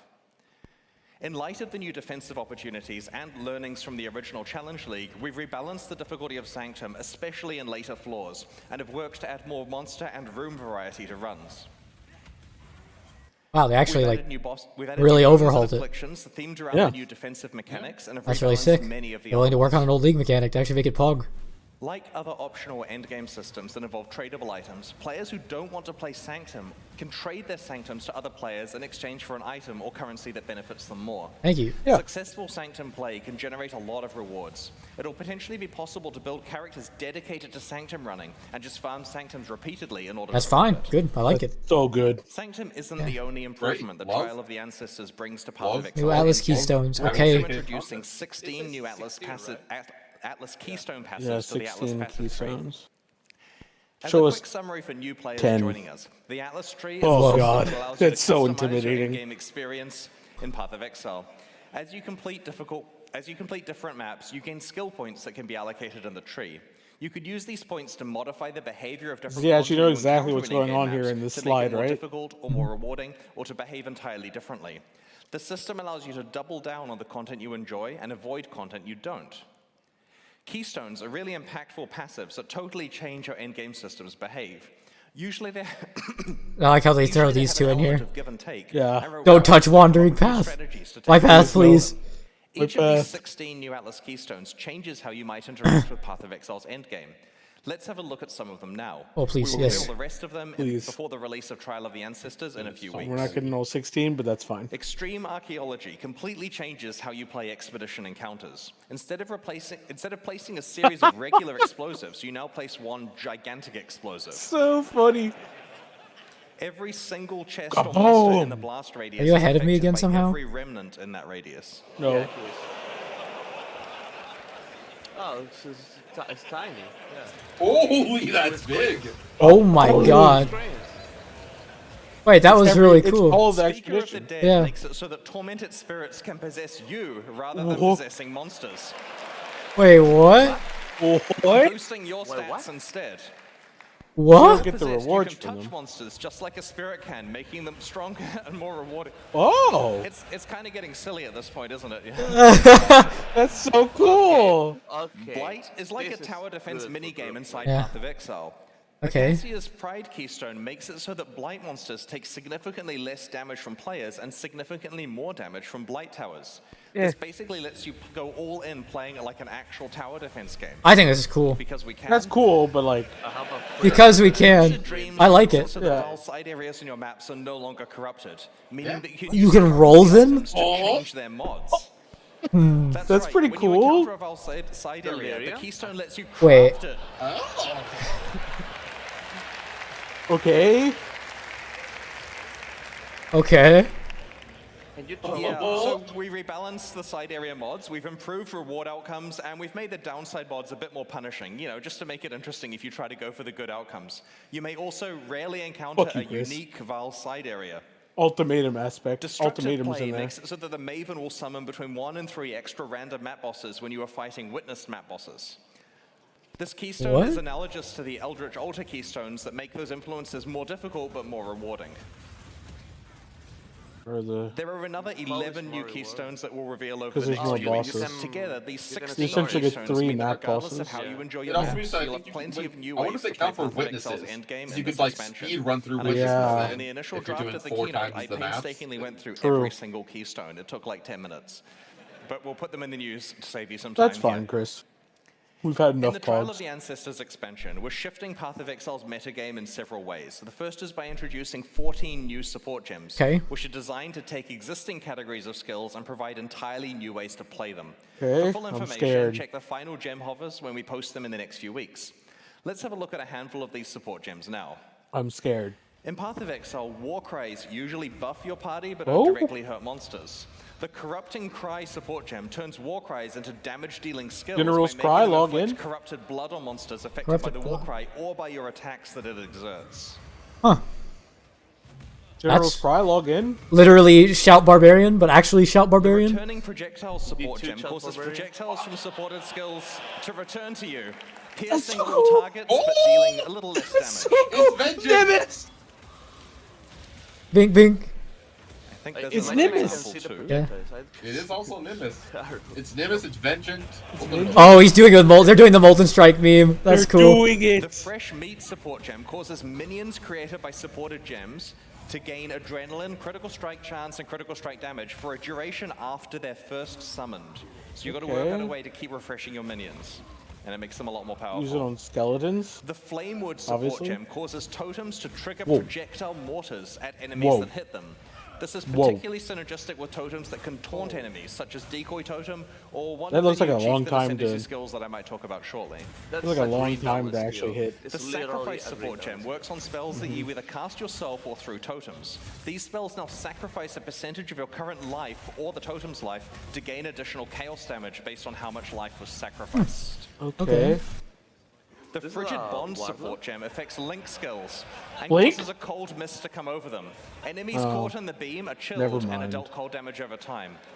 This creates a new tool for a cold damage over time build requiring strategic placement of both yourself and your linked ally. Never mind. I mentioned it was going to get silly. No. Okay, it is kind of silly, but it does kind of look fun to watch. Support gem, No. it looks OP and affects attack skills Whoa. that use bows and wands. Instead of directly using the supported skill, you throw mines in an arc that use that skill for you, targeting your location when you detonate them. In addition to these gems, there are another Yeah, that looks really we'll be sick. revealing over the bossing. next few weeks. In addition to the 14 new support gems, our balance work for the Trial of the Ancestors involved us revamping 2 Ascendancy classes. These are the subclasses that you can specialize in as you play through Path of Exile's campaign. Each main character class has 3 Ascendancy classes available. In the last expansion, Crucible, we overhaul the Pathfinder and Saboteur. This time, it's the Guardian and Chieftain, which are specializations of the Templar and Poor Marauders, Chieftain. He's respectively. gonna have to get reworked yet again. He hasn't been reworked since they did these new revamps.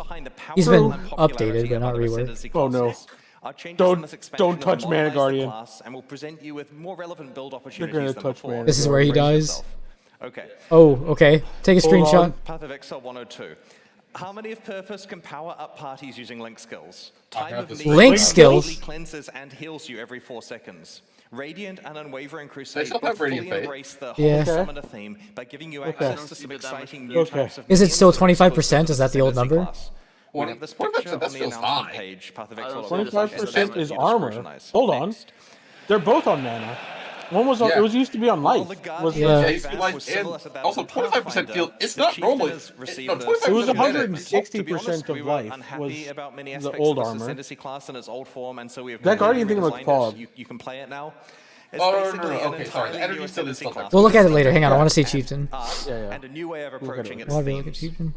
Its new skills let you, among other things, cause enemies to Among us. explode. Wait, turn off the enemies' fire resistance, Storm's Embrace, century, dude. Convert passive skills to The apply top to fire one. damage, and Wait. have your fire resistances applied to your cold and lightning resistances. Enemies you I'll kill just give you a explode. sec. The 500% of their maximum life. Yo, we're. Alright, that's Yeah. all the Yo, stuff you need to Chieftain check out. log It's in. pretty powerful now. Wait, Chieftain looks insane now. To celebrate the release Yeah. of the Trial of the Ancestors, we'll be hosting a Whoa. boss kill event. To enter, create a hardcore solo self-found character in the Ancestor It's not in League. Ruthless. Pick Okay, all good. 7 It's not in Ruthless, though. It's independent good. bosses on the same character. Note that unlike the last event we ran, this one is not a Ruthless event. Thank you. We'll post more Yay. information about the event and its prizes in the news before release. Best of luck to everyone. Yeah, Whoa. really fun. For the Ancestor Challenge League, we're launching 2 new series of supporter packs, the Let's go, Shade man. and Disciple packs. Each Like the one on the tier right. contains the pack's full The one on the face right value looks and really points, cool. alongside several exclusive microtransactions. These packs are only available for the duration of the Ancestor League and will leave the store forever when it ends. As always, the microtransactions in these packs are purely cosmetic and do not affect the character's power or progression in any way, despite how cool they look. The Shade series of supporter packs contains 6 exclusive microtransactions. You play better. All You right. look better. The sarcophagus Wait, that looks attachment cool. imprisons an unspeakable evil that struggles to break free. Nearby monsters You don't have any send into a frenzy, microtransactions. and enemy deaths Look at provide that. That's themselves cool. to feast upon. It grows and you kill it. That's cool, dude. The Stygian Waypoint Yeah, but- shackles visitors to your hideout in chains, yourself included. Oh, that's cool. These chains are just cosmetic though, and they break as soon as you move. That's It would sick. supposedly be a gameplay advantage to be able to imprison people. The Ferryman's armor set is so full of trapped souls that some of them try to escape. Moving while wearing the boots will leave souls in your wake trying to break Oh, you free. only have to wear the whole armor set, just the boots? Okay, that's cool. The Infernal Portal opens a gate to the Netherrealm when you Don't use approach. that. I will This be prompted a lot of fucking internal discussion scared about of whether that. using Hellfire to heat your hideout is actually safe and practical. The Demon-bound Just crafting moving bench on. allows you to enslave a malevolent entity to craft items for you. Dude, that's Behold, it has a sick. sharp tongue and will mock you mercilessly. That's cool. You shamed me for such a paltry use. Okay, I that's needed to cool. resist, bro. That's cool. The Nebula character effect Start causes rushing. items you pick up to Oh, orbit you in an ethereal Me, cloud. I like this. Me want. Wait, it gets. Oh, wait. That's awesome. I'm buying that one. So They've got my. They've got my money. Gameplay The series advantage. of supporter packs also contains got 6 my money. exclusive microtransactions. Let's Look at go. that. I'm going to put that in the top pack. Look the dog. The Hero's Landing finisher effect summons a marble statue from Whoa. the heavens to execute unique monsters you defeat. You decide whether it's the Ooh. sword or Whoa. the huge lump of rock that actually kills them. The Bell Tower map device heralds the opening of a new Ooh. map with a peal of bells. Yeah, I'm. That's This is. gameplay I'm advantage. getting this And it one. will reflect your desperate Wait, situation. what? That's so fucking cool. Fine. Oh my god. Yo, that's The really cathedral cool. armor set that reflects 8 light, of refracts light through your character, creating beautiful patterns on the ground around it. Wait, that's if your light sick. gets low, it responds in kind.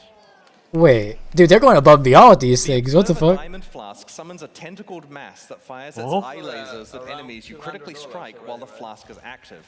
That's cool. Again, cosmetic.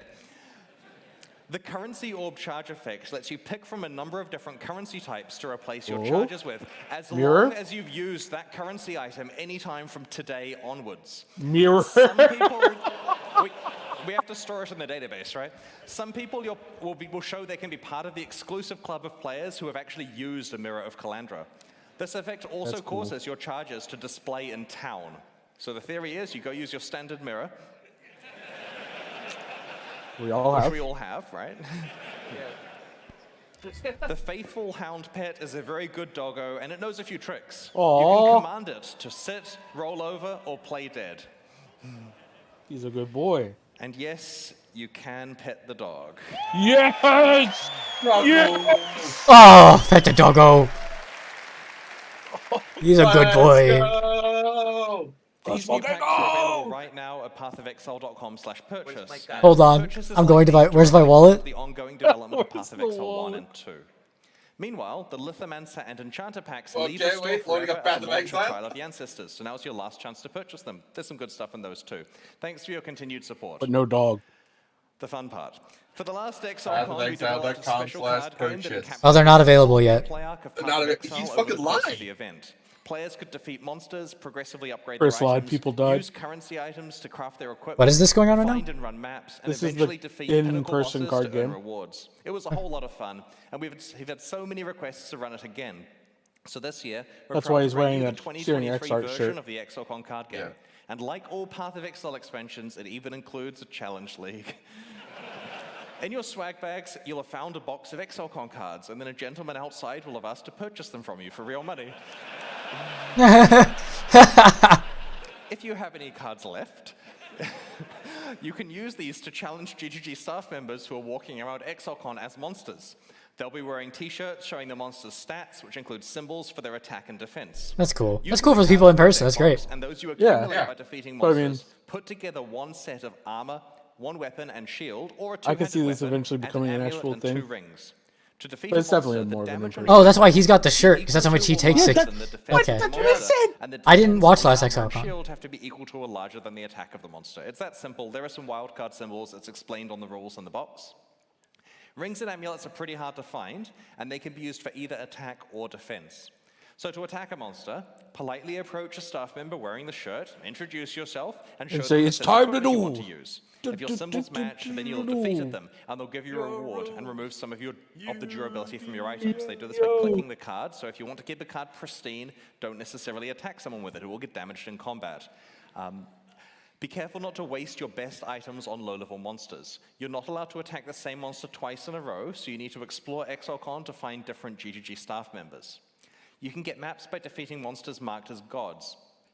Take these maps to the map device to run them and progress through the tiers. On the back of the box is a list of quests. As you complete quests, you can visit the crafting bench on the top floor to receive rewards for completing those quests. While you're there, you can also use your currency items to modify your equipment. I mentioned that this year's version of the card game introduced a challenge league.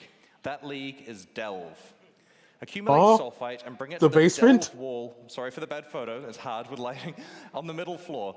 Each sulfite card you hand in allows you to explore one tile of the Azurite mine. You'll all be working collaboratively throughout the event to delve deep into the mine, fight the monsters that lurk there, and uncover its treasures. And I feel really bad for the poor people that had to hang 3,000 cards on that wall. You may eventually be able to challenge the pinnacle bosses if you manage to get really far in the card game. I'm the Searing Exarch, Jonathan is the Eater of Worlds, and Mark is the Maven. Defeating any of the three of us will reward you with a Mirror of Calandra enamel pin. This pin is exclusively available for winning the card game and won't be sold in the merchandise shop. Each person can only receive a maximum of 2 mirrors, and when they run out, we can't give any more out, so try to win the game early. The reason for 2 is a very typical Path of Exile reason, 1 for you and 1 to trade. All right, it's almost time to go and experience Exile already has 2023. one. Aside from the card game, we've prepared a full weekend of activities for you. There's a busy roster of talks and interviews on the main stage and the streamer stage. We've posted a schedule at pathofexile.com. You're logging onto the path of so you can the see what network. is happening Log when on and the where. Wi-Fi. The schedule also includes information on meet and greet sessions. Our special guests this year include a roster of many of your favorite streamers, but also some game development industry friends we've met over the last 16 years. We're proud to once again welcome the creators of the Diablo series, David Brevik, Max Schaefer, and Eric Schaefer, as well as Travis Baldry, who you may know from Fate, Torchlight, and his popular fantasy books, or even the books he's narrated. They'll not only have meet and greet sessions, but are also participating in an action RPG roundtable discussion alongside me and Eric tomorrow on the stage. In all of the developer talks and panels, Exilcon attendees will be able to scan a QR code on their phone to submit questions for the speakers to discuss in the panel or on the Q&A section of the talk. That's good. The Path of Exile 2 Exilcon demo is a large one, and you may want to play it multiple times this weekend. In each session, you can pick from one of 4 character classes, which start at various points throughout the first 4 acts of Path of Exile 2's campaign. Around half of each act is included in the demo, and your session time is limited to 45 minutes before you have to let someone else have a turn. Remember, as Jonathan said earlier, this demo is hard. Read the signs that explain how your skills combine together. Dodge roll is your new friend. You should also swing by the Path of Exile mobile demo at the chill out area on the top floor and check Path of out Exile its mobile progress. going to be 1 or It's 2? coming along really well, and we'd love to get your feedback on it. We've created heaps like of new 1 on Path that of Exile screenshot. merchandise, which is available at our yeah. merchandise shop on the middle floor. We've made 17 new t-shirts, which include a few from our community t-shirt design competition. Whoa, We've it's created a range of illusion. 24 enamel It's, pins. You'll have found a random one in cool. your swag bag. If you approach me and I'm wearing a pin, feel free to swap for the one you've got if you'd like. Happy to trade.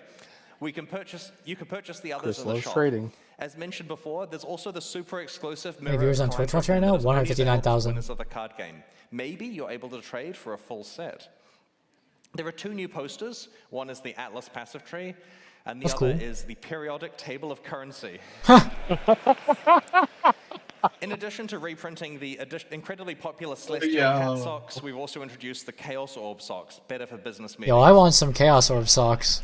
There's also a range of 4 desk pads to keep your play Ooh, area those tidy. are cool. You can check them out at the demo zone. We have a limited range of Exilecon 2019 merchandise available in the store as well. Make sure to hit it up early if you want some of this, because stocks of the older items are quite limited. We have plenty of new merchandise for everyone, though, and I think I might have underestimated that. The Exilecon livestream concludes tomorrow with our grand racing finale, where 4 players compete for up to $10,000 and the title of Exilecon 2023 Racing Champion. Why did he become Afterwards, blue? we're hosting an after party at 8 p.m. I at think the it was a venue. light. If you're watching from home, please note that because there are multiple things going on at the same time here, and we can only stream one of them live, we'll be re-streaming 3 of today's talks tomorrow before the event starts. So to be clear, they're occurring here, people can watch them in person, but you can't watch them at that time because we're streaming something else. So we're going to re-stream those tomorrow in the 3 hours where it's way too early to do it in New Zealand, but you can watch them online from the States and Europe.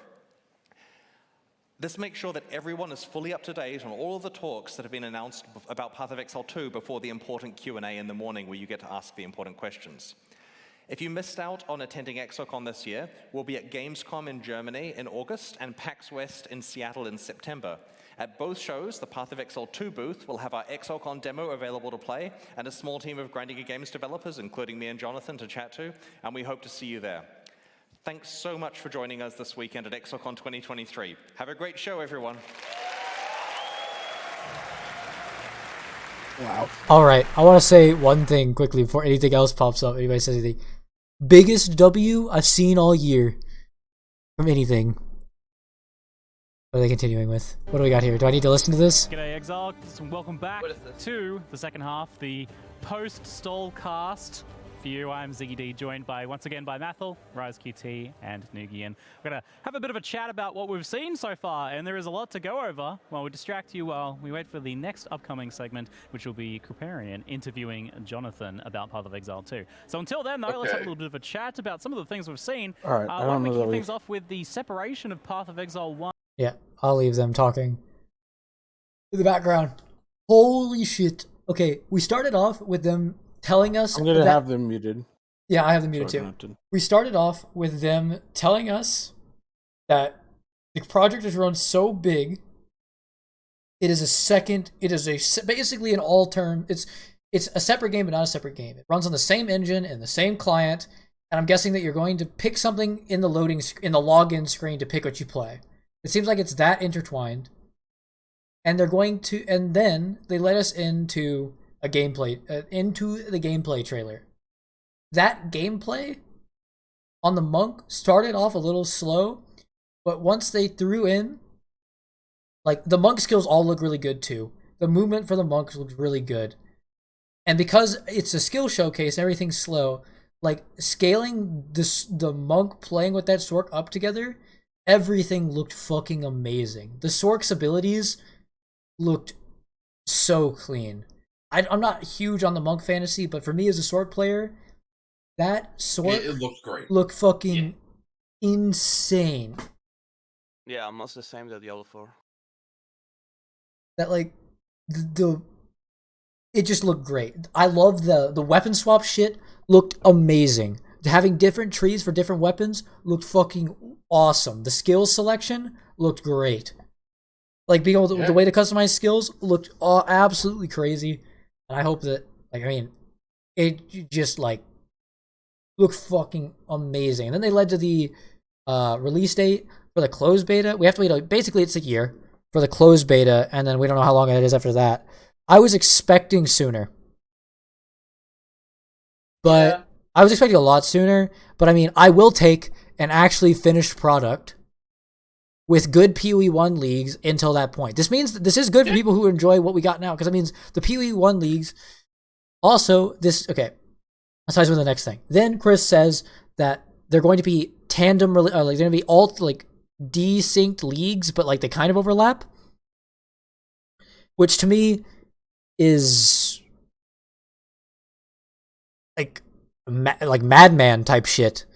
Like that's like you don't do that kind of thing.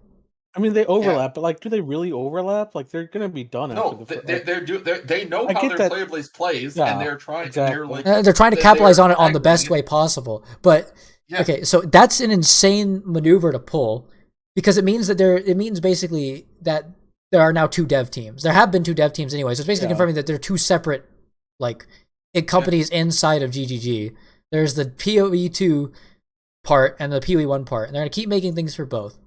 If it works, it will be amazing, because if it works, it's out of this world bonkers. Yeah, good. But it also means, so there is a point where I realize that the thing about even saying it's a fighting isn't a problem, because if you like PoE, you like PoE, and if one side isn't necessarily doing it for you, you have the other.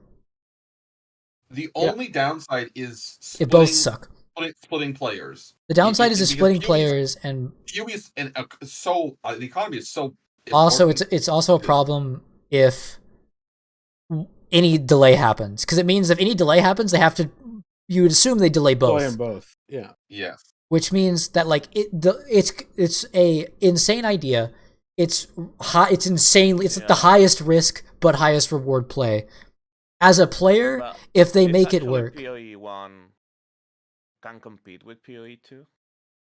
I see. That's the thing. It doesn't is necessarily have to. Like, they're going to be releasing in downtime. Yeah, they're releasing. It's like if it would be like if they decided to keep doing D3 seasons. Yeah, with actual updates. Yeah. Every time, like after the D4 season came out, a month later they put out a D3 season, and then like a month later, like that's or I guess it would be like a month and a half later they put out a D3 season. And then a month and a half later, they put out a D4 season. And then a month and a half later, they put out a D3 season. And they just alternated back and forth. This does make it kind of interesting, though. This means that you can't play. They didn't elaborate on whether you play the Scion in PoE 2, and can you play the Monk? You can't play the Monk in PoE 1 then. No. Yeah, or the Sorceress, or the. Yeah, I guess they did show Witch in PoE 2. So PoE 1. I don't think you can play. Like, you can't play Chieftain in PoE 2. I don't think.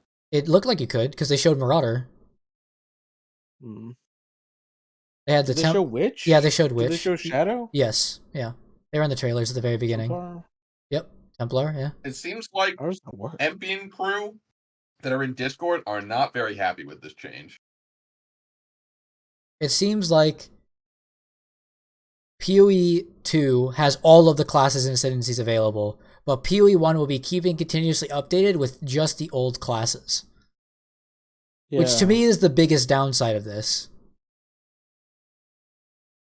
The only way I could see it not going well is if PoE 1 essentially just withers and dies, and since people are still holding on to it, it causes PoE 2 to not get as many people as it otherwise could have.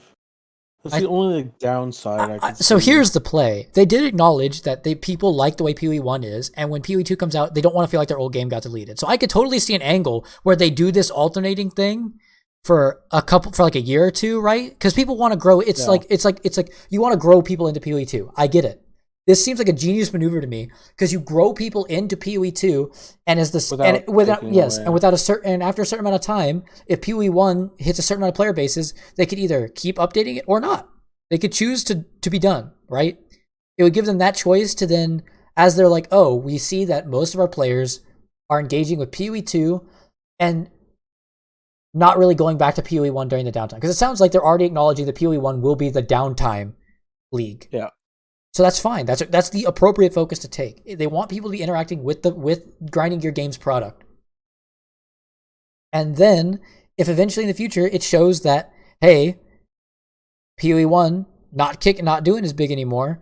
Now we stop. I think that's great. I think it is the best way to integrate your people into PoE 2. The only reason it backfires is if for some reason PoE 2 is totally unacceptable and they can't get people to onboard into it. But at that point, they could just decide to pull the plug on 1. But then if they pull the plug on 1 and PoE 2 is shit, then we just don't have a game. Well, you'd hope it didn't come to that, but that would be the only brute force solution they'd have to push people in at that point. People into 2. But they've really given. I don't think they will. I don't think they're going to need to force people into 2 because PoE 1's already not a game that holds people for months at a time. Yeah, I don't think it'll be.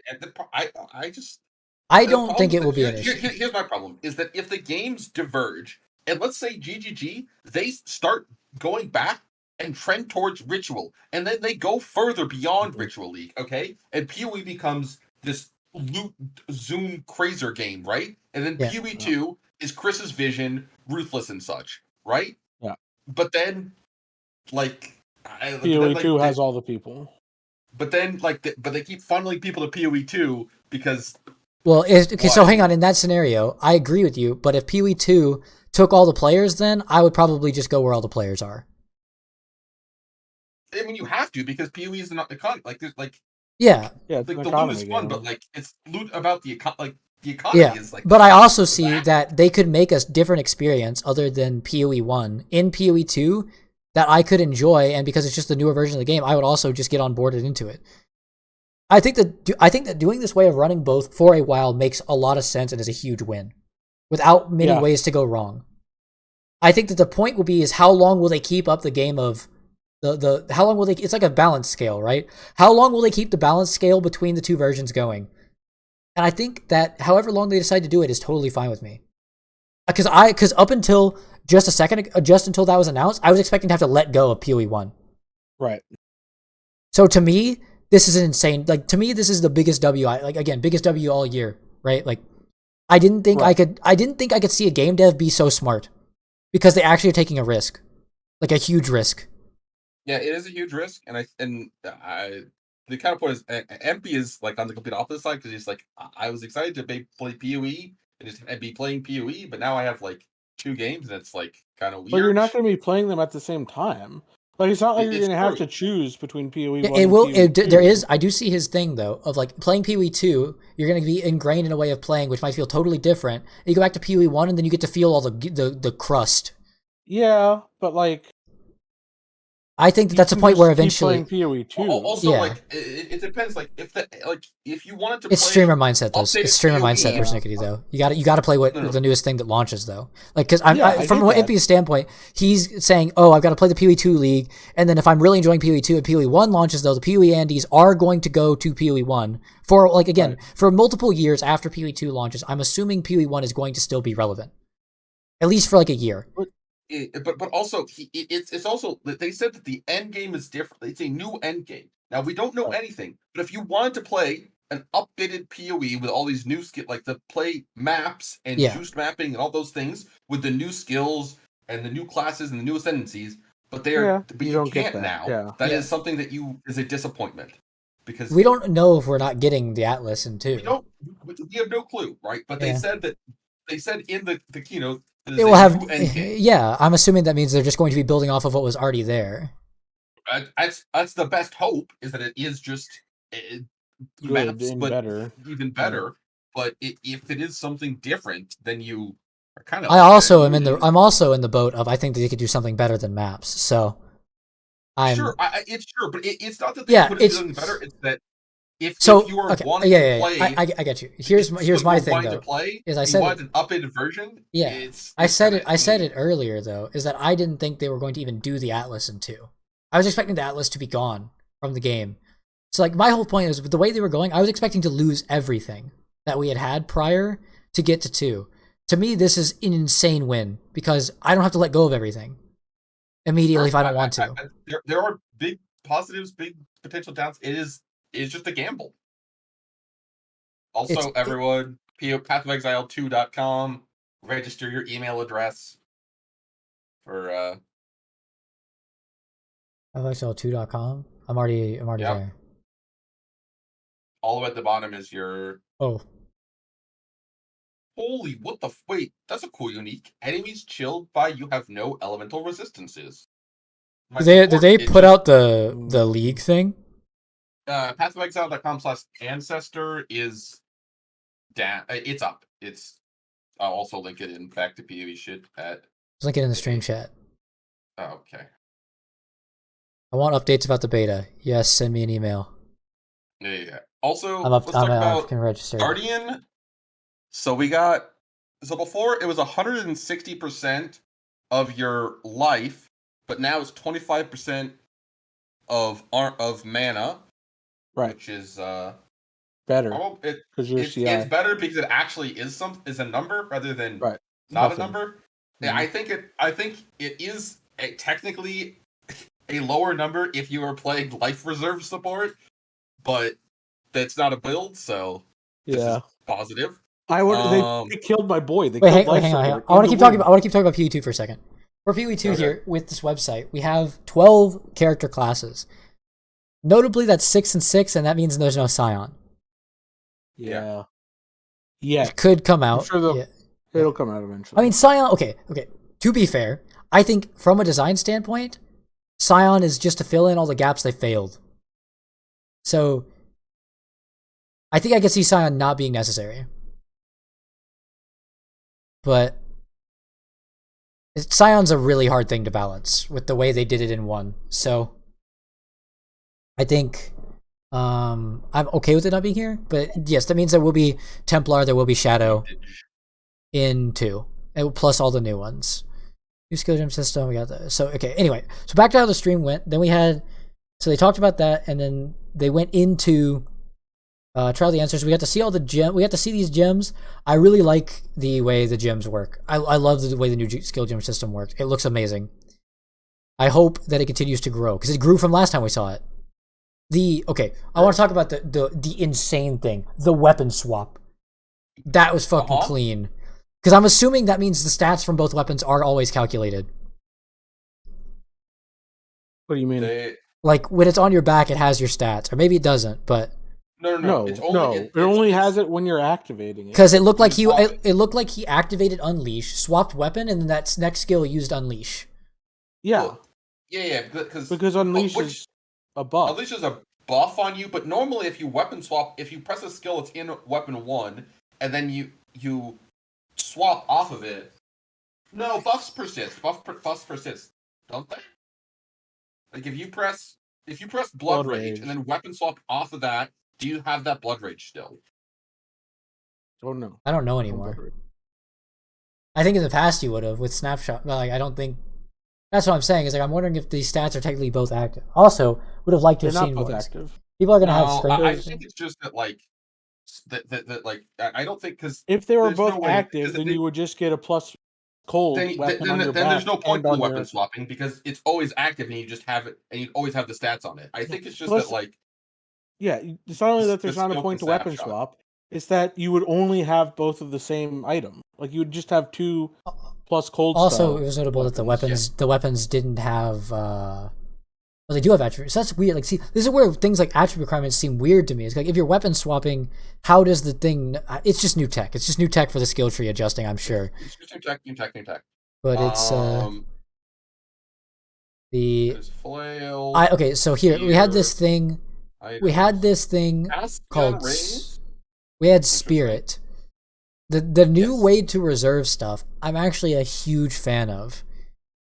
So I think I'll have to see all of its. I think limiting the features 700 equipment base types. What the fuck?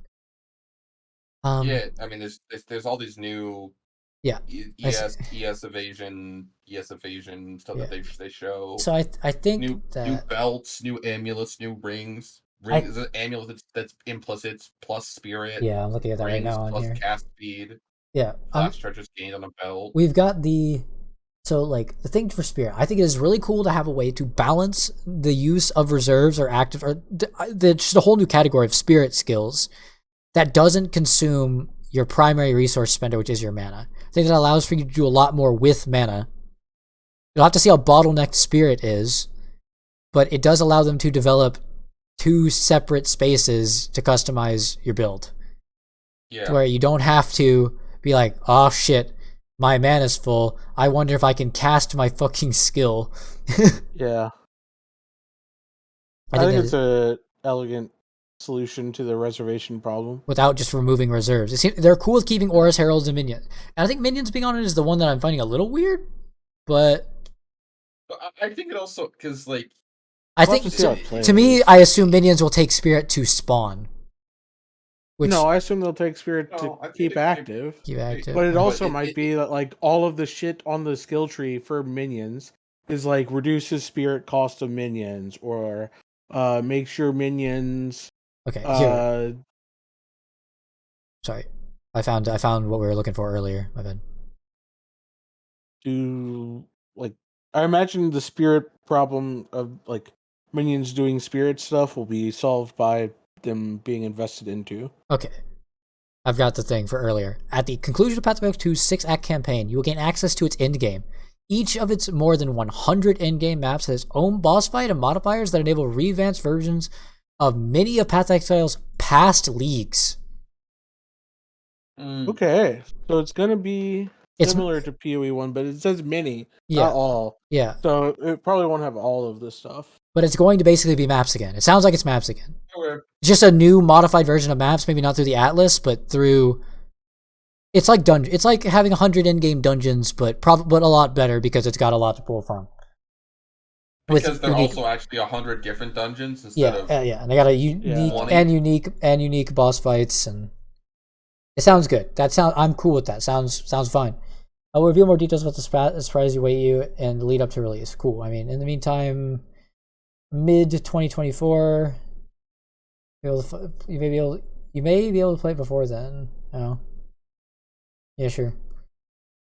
I mean, I think everything they show for PE2 look fucking great. Yeah. Honestly.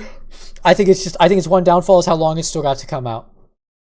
Yep. But I think that builds a lot of hype though if they actually produce good leagues for PoE 1.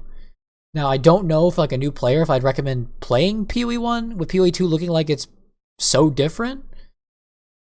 I'd recommend playing it. I mean, it's not that different. Mm-hmm.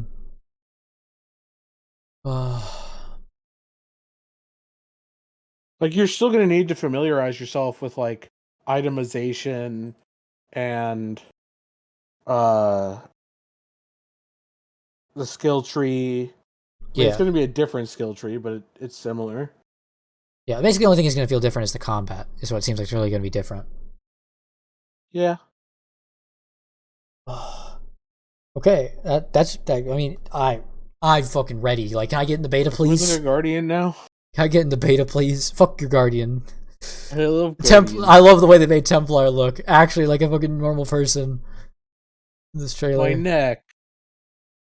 Also, I'm pretty sure the Templar looked female to me in the image, or they just had a ponytail.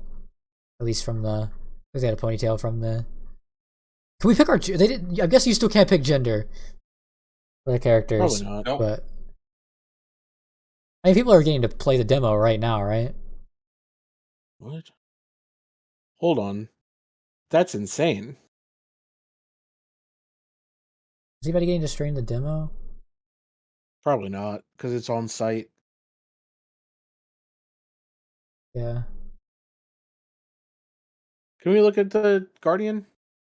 Okay, so Hang on, Guardian. Hold on, let me open it up. Okay, I got it open. Need to zoom out. Hang on. Okay, So, I'm here. I will start with the Harmony of Purpose. Elemental damage with hits dealt by allies between you and the linked targets is lucky. That is fucking terrible. Wait, Allies between you and linked targets have +5s to max all res. That would be good if it was just like... Okay, wait, hold on. If you didn't be fucking between. Between could also mean the target link, though. I think that's really... I don't know. I think you know how they have that there's the new Boss cold one? dot skill? Yeah. I think it's like that, where if you're along the line of the link, then I mean, you're just gonna run it anyway. It It sounds like you just run If it works where the end of the line, like the person you are linked to also gets these bonuses. it's fucking good as fuck. It's insane. It's broken. Yeah. Does this scale with aura effect? Or link effect? It might scale with link effect. I mean, the link, yeah, it might. I mean, +5 res. That is It's so insane. I mean, I think It's this node is so great. much. I think this node is great anyway, even if because like for Sickety's Flink support, I mean, like, also this is a Guardian now. They're basically making the Guardian the Link guy, but I think that's okay. Yeah, I could move Flink over to. Also, so auras from your skills Guardian. grant 5% increased recovery rate of life, mana, and energy shield to you and your allies. Does this scale like an aura? I think that does. It will, and it also scales with number of auras. Yes. So, like, that is a lot of recovery. The generic aura effect, the reserved mana change. Hold on. I want to go over the next one. I'll go over the next one. I want to go over in a time. So we got Harmony of Purpose. I want to go down the left. I'm going to go left. I'm going to go around or counterclockwise. We got Harmony, then the energy, shield, link duration. It's not. I would prefer if that was link effect, but. Real quick, Bastion of Hope, what it previously did was 50% chance to block attack damage for 2 seconds every 5 seconds. If you block in the past 10 seconds, you and allies cannot be stunned. If you've attacked recently, plus 10% attack block. If you cast a spell recently, plus 10% spell block. Okay. So that was the old Bastion. And now it is I guess it's slightly buffed. And now it's if you attack recently, you and your allies have a chance to block attack damage, but you have to attack. I guess you can just shield charge or something. Yeah. If you cast a spell recently, you and your nearby allies have a link. A 20% chance to block spell damage. This seems sort of like a buff in a way. I have to compare it to the other nodes. You don't get the stun immunity. You don't get stun immunity, and you don't get personal block bonus every so often. What did Unwavering Crusade do before? Bonus every so often didn't matter though, because you're a glancing blows build anyways, so you're going to be capped. Unwavering Crusade was nearby allies have 20% attack, cast, and move speed, 30% AoE, intimidate, and unnerve on hit. So yeah, it's a pretty big change. Nerf. That's a huge nerf. 25% chance to trigger level 20 summon elemental relic when you or a nearby ally kill an enemy. What is summon elemental relic? Is that a new thing? I imagine it's going to be like the holy relic. Is it going to be a buff though? If it's a buff for allies, that'd be cool. I imagine it's going to deal damage. I imagine it's going to be bad. Okay, have to see though. Support. Yeah. Did they buff the small nodes? The node before was the same. Yeah. I actually think this is a nerf to Mana Guardian. Radiant Crusade is also worse. What did it do before? It was 20 all res for yourself, and then when there's 5 allies, it's onslaught. 1 nearby ally, it's 10% more damage. Yeah, so you lost so onslaught much and 10% worse. more damage. 10% of damage taken from hits is taken from your Sentinel Radiance life before you. Okay. What does Sentinel Radiance do? We don't know. We don't know. If these, I mean, I get that summoning things is cringe, but these relics are OP. These guys are OP. I mean, it'd be kind of cool. I think it'd be cool if they're really cool support minions. That'd be sick. Yeah, but they're gonna do minions. I'm in. You know, like if these guys do cool things, sure. I'll go over Time of Need now. Time of Need was 80% reduced effective curses on you. Every 4 seconds, regenerate 30% of life over 1 second. This is just worse now. Why? It is now every 4 seconds it cleanses curses and ailments, but every 4 seconds you full heal. I think that Time of Need sounds real. I mean, curses are kind of whatever. Because you wanted the reduced effective curse, so you could just be perma immune to curse. Yeah, because you could. There was a node that you could just take like one curse reduced node on the tree. Yeah, but can't you take the reduced curse effect node and just have a flask? Yeah, but that's cringe. It's not enough without like Mage Blood. Yeah. Yeah, it's not enough to 100% immunity to curses, but it's still a lot, and you get this insane regen. I mean, not that insane. No, I mean it's also you're on Mana Guardian where you have Aegis, like. Yeah. And like the times you are Recovery dying is not a problem. Is like these like less block and like no recovery. Okay. And then we've got Radiant Faith, which I think is buff. Radiant Faith it's a buff because the second thing does something now. It's technically a lower number of armor than what it was with life support, but it actually does something now, so it's. Yeah. Like, that's fine. Yeah. It used to be the same amount of reserve mana as energy shield, and it used to be 160% of your reserve life as armor. And now it gives armor based off your reserve mana. Okay. It's really is good for Mana Guardian. Yeah, it's But, good. like, It's not. It's losing no the longer. I mean, it's a lot less ES or armor than like if you were life support. But life support Does was a 1 HP build that only worked in standard. So Bastion of Hope seems better to me, and Radiant Faith seems better. This Harmony of Purpose is a question mark? Bastion of Hope doesn't seem better because you don't have the Can't Be Stunned anymore. Because we lost the Can't Be Stunned, and I mean the real thing I'm thinking about here is we lost the Can't Be Stunned and Onslaught. We lost the Can't Be Stunned, we lost Onslaught, we lost another Onslaught from Yeah. attack, cast, and move speed from Unwavering Crusade. Right. You lost Unnerve because trying to fit that in is kind of hard. Yeah. You lost 10% more damage. We don't use it. I mean, if you're talking about combo care, you don't use Unnerve anyway. It also gave Intimidate. It's Unnerve and Intimidate. Yeah, but the carry already intimidated anyway. So. Okay, yes, now it is because Yeah. you're a fucking headhunter guy. I Yeah. guess you technically don't need the intimidate because you have that, like, you can get that on hit much easier. Yeah. But Okay. but so you lost 2 things of Onslaught, 10% more damage. Did the Onslaught stack? No, it's Onslaught and effectively Onslaught. Yeah. Okay, they were different. Okay. Yeah. Yes, because the Unwavering Crusade was 20% attack, cast, and move speed. Which is not Onslaught is again 20% attack, cast, and move speed. So you lost Right. 2. You lost Okay. Onslaught twice. But there are ways to get 10% more Onslaught that we damage. can handle. It's mainly Sure. that pseudo Onslaught that we lost, and stun immunity is what it seems and like to me. 10% damage. And 10% more damage. Right. Yeah. But I mean, we don't know what these Sentinels do. But we don't know what the Sentinels do, and also you might be getting +5 max res. Yeah, if Harmony of Purpose works, yeah, and it's lucky insane. damage, if it works, is also insane. lucky damage is like makes up for it instantly. Yeah, lucky damage is like so good because you're mostly lightning, and it's Yeah, but lucky is just if you actually get the lucky, it's fucking nuts. So it's like it just has to actually play the game, is what it sounds like to me. It has to play the game more.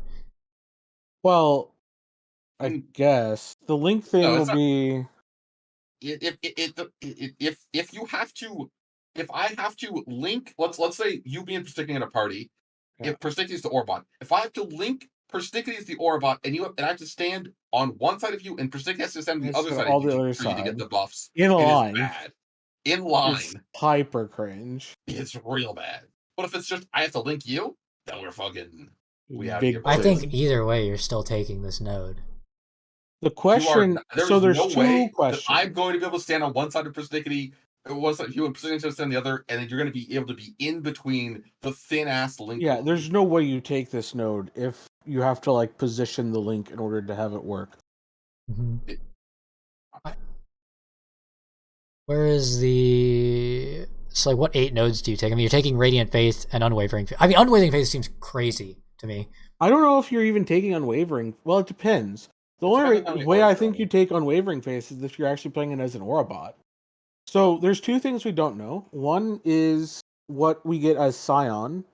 I presume you no longer get PDR as Scion and no longer get life regen per second, but it's... Well, you might get life regen. Because I imagine you don't get PDR, but you get the recovery. What if you got Radiant Faith as the Scion? No, sorry. Wait, Scion, Guardian, it...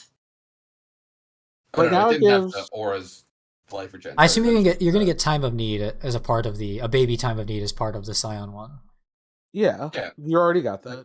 Yeah, that's what I'm saying. Like, what you already got, you're assuming you're gonna get a baby Time of Need. I don't know what else you'll I get. imagine it won't even change. Okay, now what if you also got a baby Unwavering Faith previously?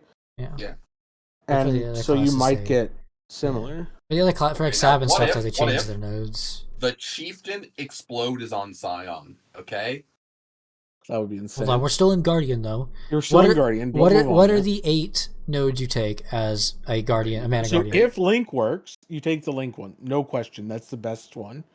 You have to take Radiant Faith. Okay, so actually Radiant Faith is the best one because you're a Mana Guardian. Yeah.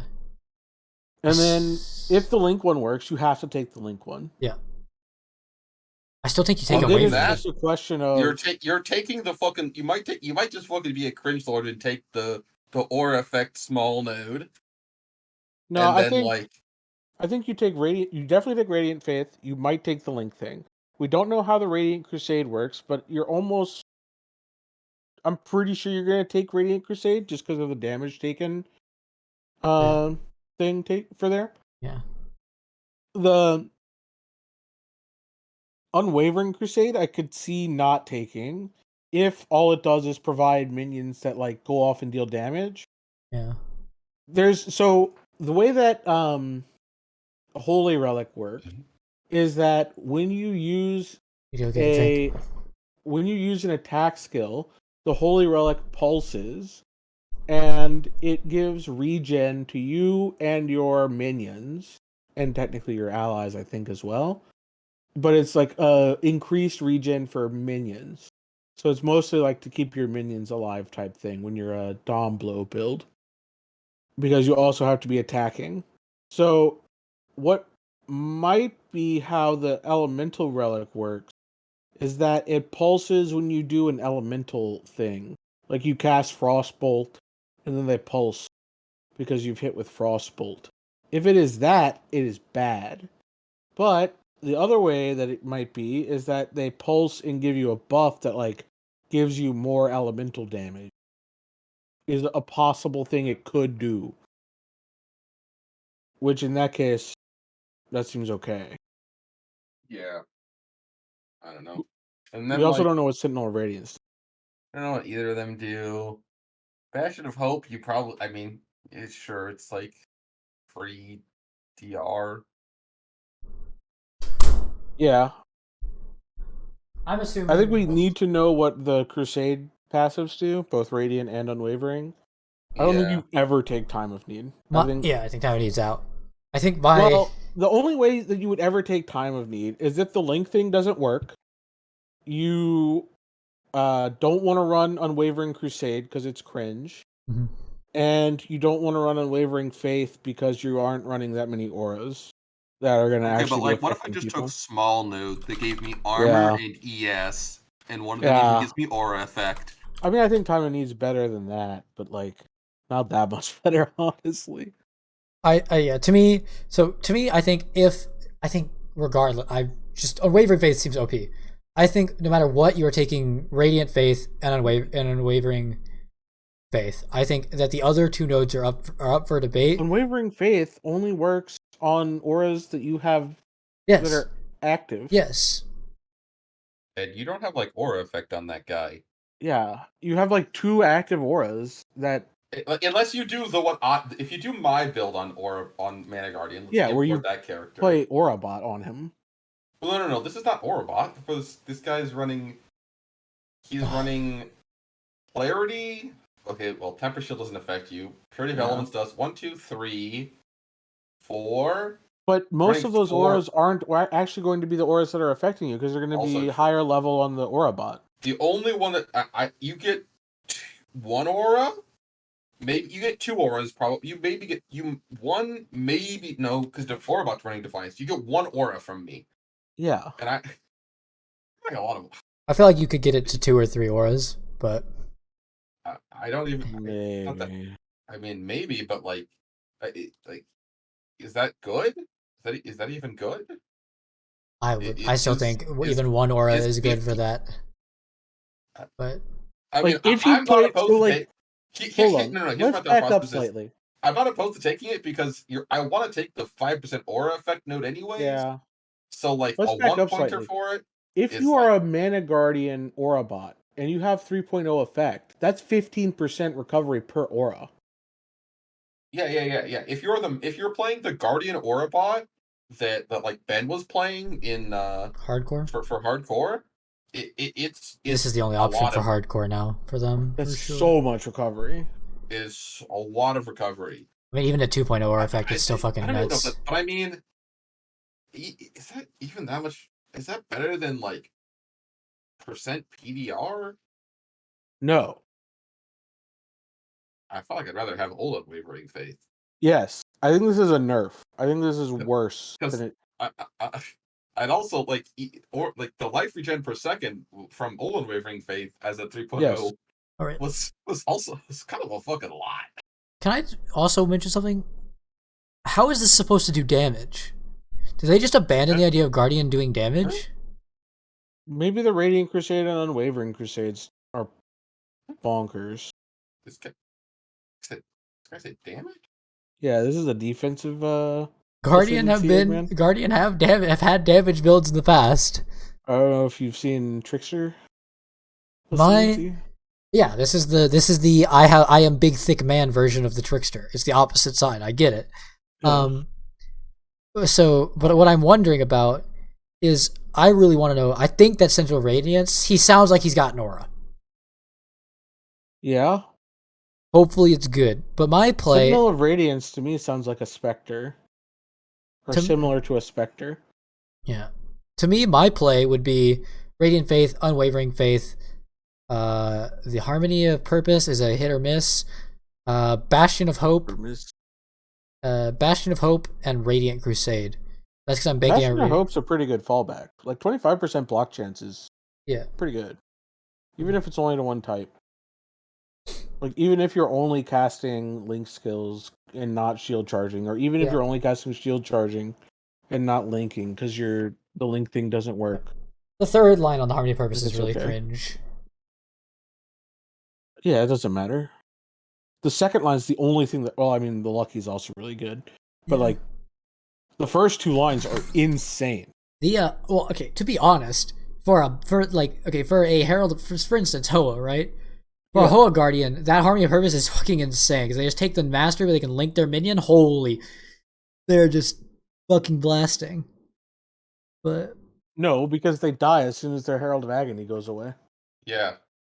Wait, they die? Yes. If you link to a temporary minion and it times out, you die. Correct. Oh. Well, just become immune to death, forehead. I guess. Have that return obelisk thing. Wait. What if you put on the belt that says when your link target dies, you don't? Yeah, is that a thing? I don't know. It's a thing, right? Yeah, that's a thing. Or is it the other way around, where when the target linking you dies, you become immune? Oh, what's the belt? I think it's when you die, your link target becomes immune. Yeah, okay. Censure of Benevolence. Nope, that's the wrong one. I think it is when you die, your link target becomes immune. Do we get to pick which... Sorry, I'll come back. I'm just looking for next topic to talk about. Keep going. I think... So, I'm thinking more about Harmony of Purpose. Allies between you and linked targets have plus 5% to all elemental resistances. There is no way that doesn't apply to yourself, right?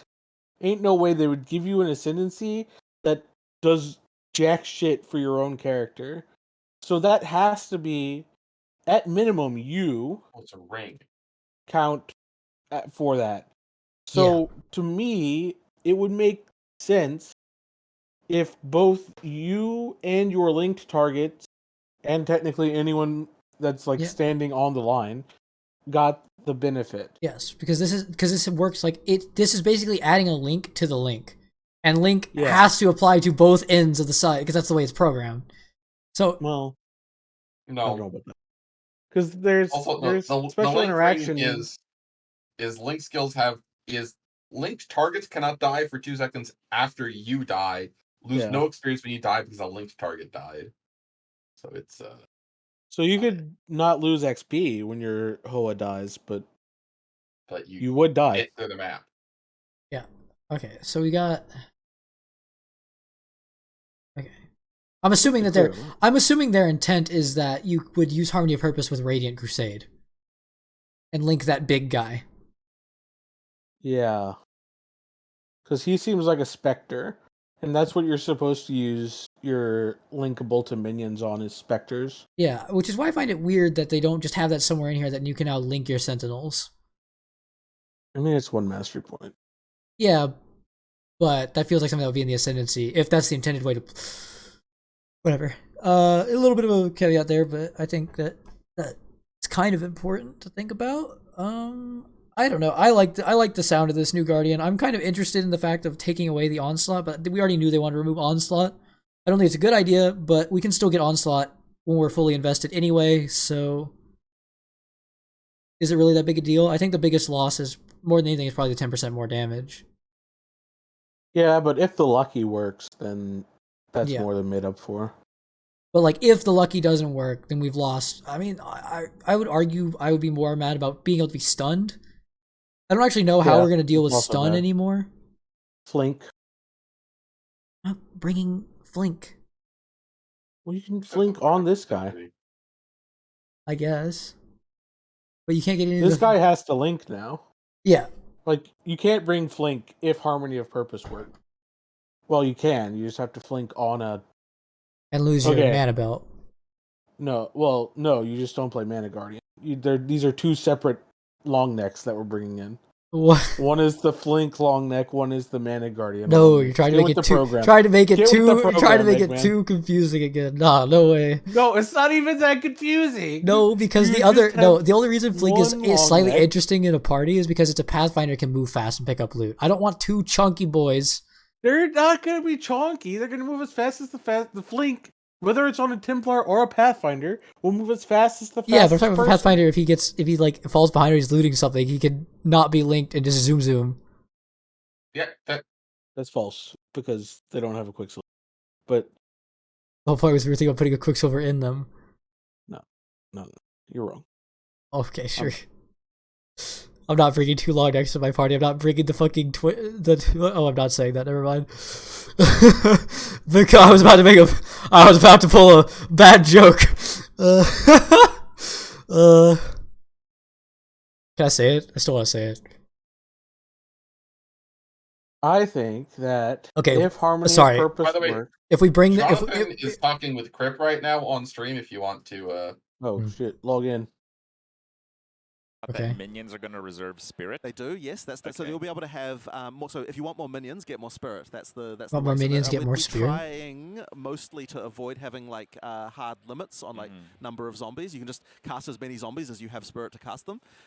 So then it's sort of up to you to choose what this. I see. Yeah. Yeah, I thought of actually asking if there's a way. Oh, you can have as many minions as to summon like all the available minions, kind of like a Lord of the Dead type of situation. It should be possible if you spec correctly to be able to do that. Okay. The other thing with Scepters, by the way, as a base type, is that all of the mods of them are all like does this to nearby allies.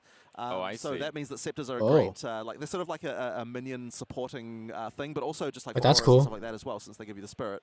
You can choose to be like a Templar, you know, with like a flail in one hand and a scepter in the other. That's like a viable thing, or minions or whatever. Anyway, I'm getting off on a tangent here, but well, back to the other side of spirit. I kind of wanted to know if there was a different design in auras, because in PoE 1 they have they're gonna crushing your mana pool. It's really hard to use more than like 2, 3, maybe 4 if you're heavily invested, because now you obviously expect everyone to use some form of auras. But you'll notice the cast on the trigger gems also reserve spirit. Oh. And so then the choice between triggering versus auras is now also... Oh, I didn't realize triggering was on spirit. Okay, that might be a little bit too condensed. We really want to make sure there are different styles of things you can I just didn't acknowledge it. So then it definitely feels like, you know, I mean, obviously you can try... Hinders my opinion of spirit a little bit. Spirit if that's what you want to do in your build, but it's still like, you know, there's definitely a lot more sort of interesting options there about how to trade one off for the other. Well, right now in PoE 1, you can get like an enormous amount of damage, or honestly, in some cases, all of your defensive people in chat are asking where the fuck Scion's at. Having such I mean, that can certainly high power levels. That can certainly be a way, right? Like once again, if you get I mean, I think the numbers right now is like. Hopefully they'll address that in the Q&A tomorrow.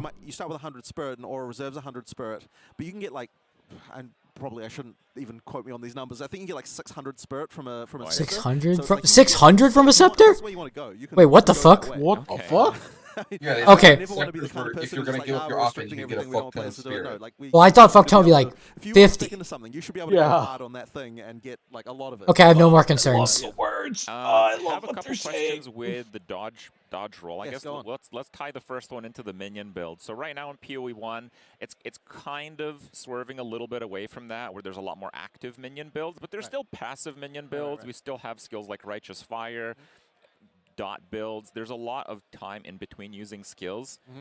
So with a spammable dodge roll in PoE 2, do you foresee some builds they're just like non-stop dodging around the boss while doing passive damage? I mean, it could be it could be something that you do, but I'm hoping that we can provide enough things. Like, so, I mean, ideally the balance produces the most fun outcome, right? Like ideally, like, okay, sure, you could just dodge roll around the boss and kill it eventually, but you're probably going to want to use, like, it's funny, I've actually had conversations with designers like, oh yeah, this is the only skill I'd ever use. And I'm like, okay, but then if you just did this, then you know it increase your damage by this and you get this effect. And like, oh yeah, you know what, I guess I'll just add that in too. And then you have that, and then they're like, oh yeah, but then if you added this skill, you know, like now you'd be able to do this as well, and that would just, and it's like, oh yeah, well I guess I could use that skill too. It's like, we kind of want to promote the balance so that you always feel very much like, oh yeah, I just want to add this extra thing, and I just want to add this extra thing, and then pretty soon you've got like a whole ruckus of skills on your character that are all, you know, that all have a purpose and all feel like they've got useful in certain situations.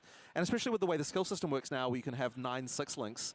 You know, like if they didn't have the ability to have 9 6 links, I'd say that they're pressuring you into using too many options. But I think because they provide you so many options, touching upon it, it might be okay. Yeah, like, what determines the links on a skill gem? Right. So basically, every gem when you first get it starts with 2 support sockets, and then you find a jeweler's a lesser jeweler's orb to add to go from 2 supports to 3 supports. Okay. And then there's a jeweler's to go from 3 to 4, and then a Grandmaster's, I can't remember the name of it, but Grandmaster's Jewelers or something like that goes from it sounds like it's guaranteed. 4 to 5, and then obviously 5 sockets in a gem is the same as a 6 link is in PoE1, so 5 supports, 1 active. So basically you find those, and the one to go up to the 6 link equivalent is quite rare, like that's still the like chase thing, but instead of having guaranteed when you get it. Ridiculous numbers of fusings that you're dropping into an item, it's like, you know, you will just find one eventually, and then that's, you know, and because you want a 6 link all your items, they have to be common enough that you can, like, you know, getting the quest for all 6 links on your character is still like a thing that, you know, you're going to want to do, and, you know, there's some that sounds like a lot. So many more options when you're factoring I that think way. so, yeah. Well, they're going to do the gameplay demo, I think, in about 15 minutes. I think the PoE 2 gameplay demo is going to be Zizaran that tackles it the first time, so we'll see. Maybe he finds some of these items. Yes, I think he might be able to, yes. Okay, well, that should be pretty interesting. Backing into kind of the dodge system, so in Ruthless right now, they just have the dash. It's a very limiting movement skill. Right. So this is very, very different from the dodge roll. And in PoE 2, we get the dodge roll, which is almost like a spammable version of it. Sure. And the skills themselves have a movement component, and it's not just for the melee characters, as you noted with Comet on the Sorcerer. It kind of pushes you back a little bit if you want it to. This kind of brings up my question of, do we need skills like Flame Dash? Will there be strictly movement-based skills? I don't personally feel that they're hugely necessary. Like there should be enough mobility, just what we're doing, that it feels okay. Like a large number of melee skills have dashes or closes and like various. Oh wait, they had that. I mean, they had that whirlwind kick. But every one, no matter what weapon you're using, will have some kind of access to like stuff that allows you to get around the battlefield. Yeah, the flame dash is a damage. Just, like, there's ways to do that. Where it sounds like the same sort of idea. It didn't look like a huge. Didn't look like it covered the distance that flame dash does. I mean, all no, like the spinning kick they said is like killing palm. You can go really far with that thing, but you have to go to an enemy. So it kind of inherently means that you kind of get the like. But like Flicker Strike is still big movement. It'll depend on how many. It'll depend on the skills. I'm imagining that we're still gonna have twisting blades and stuff, or like whirling blades. Wrong game. Yeah, just or like maybe shield charge. Or maybe. I'm assuming that he's just not clarifying those. I'm assuming he's specifically talking about just dash, the skill gem. Because I think dash, the skill gem, is fine not being in PE2 because you've got spacebar. Right. See how people feel around it. I mean, honestly, the major reason, like one of the huge things about dodge roll to me, like the biggest thing that I'm excited about is the dodge cancel, because what it means is, dude, dodge cancel is so clean. It looks so good. Yes. My character feeling is just a hugely, really important thing. Once you've got that, it's very hard to go back. Like you've got just like there's no lock in, there's none of that. I have a problem. I have a feeling that if I got to play the PoE2 demo with that unlocked dodge roll and I tried to play D4, I'd cry. With the fucking dash, the evade. You could play the fucking sword unique, where when you fucking press spacebar, you just teleport randomly and infinitely fucking rip your game because it really improves that kind of stuff. So it means that we can have fast skills, we can have slow skills, we can have everything in between. It just unlocks that ability, and I wanted to ask about the weapon swap system. It's more of like a dual weapon. It is kind of a dual specking thing. Yes, it's yeah.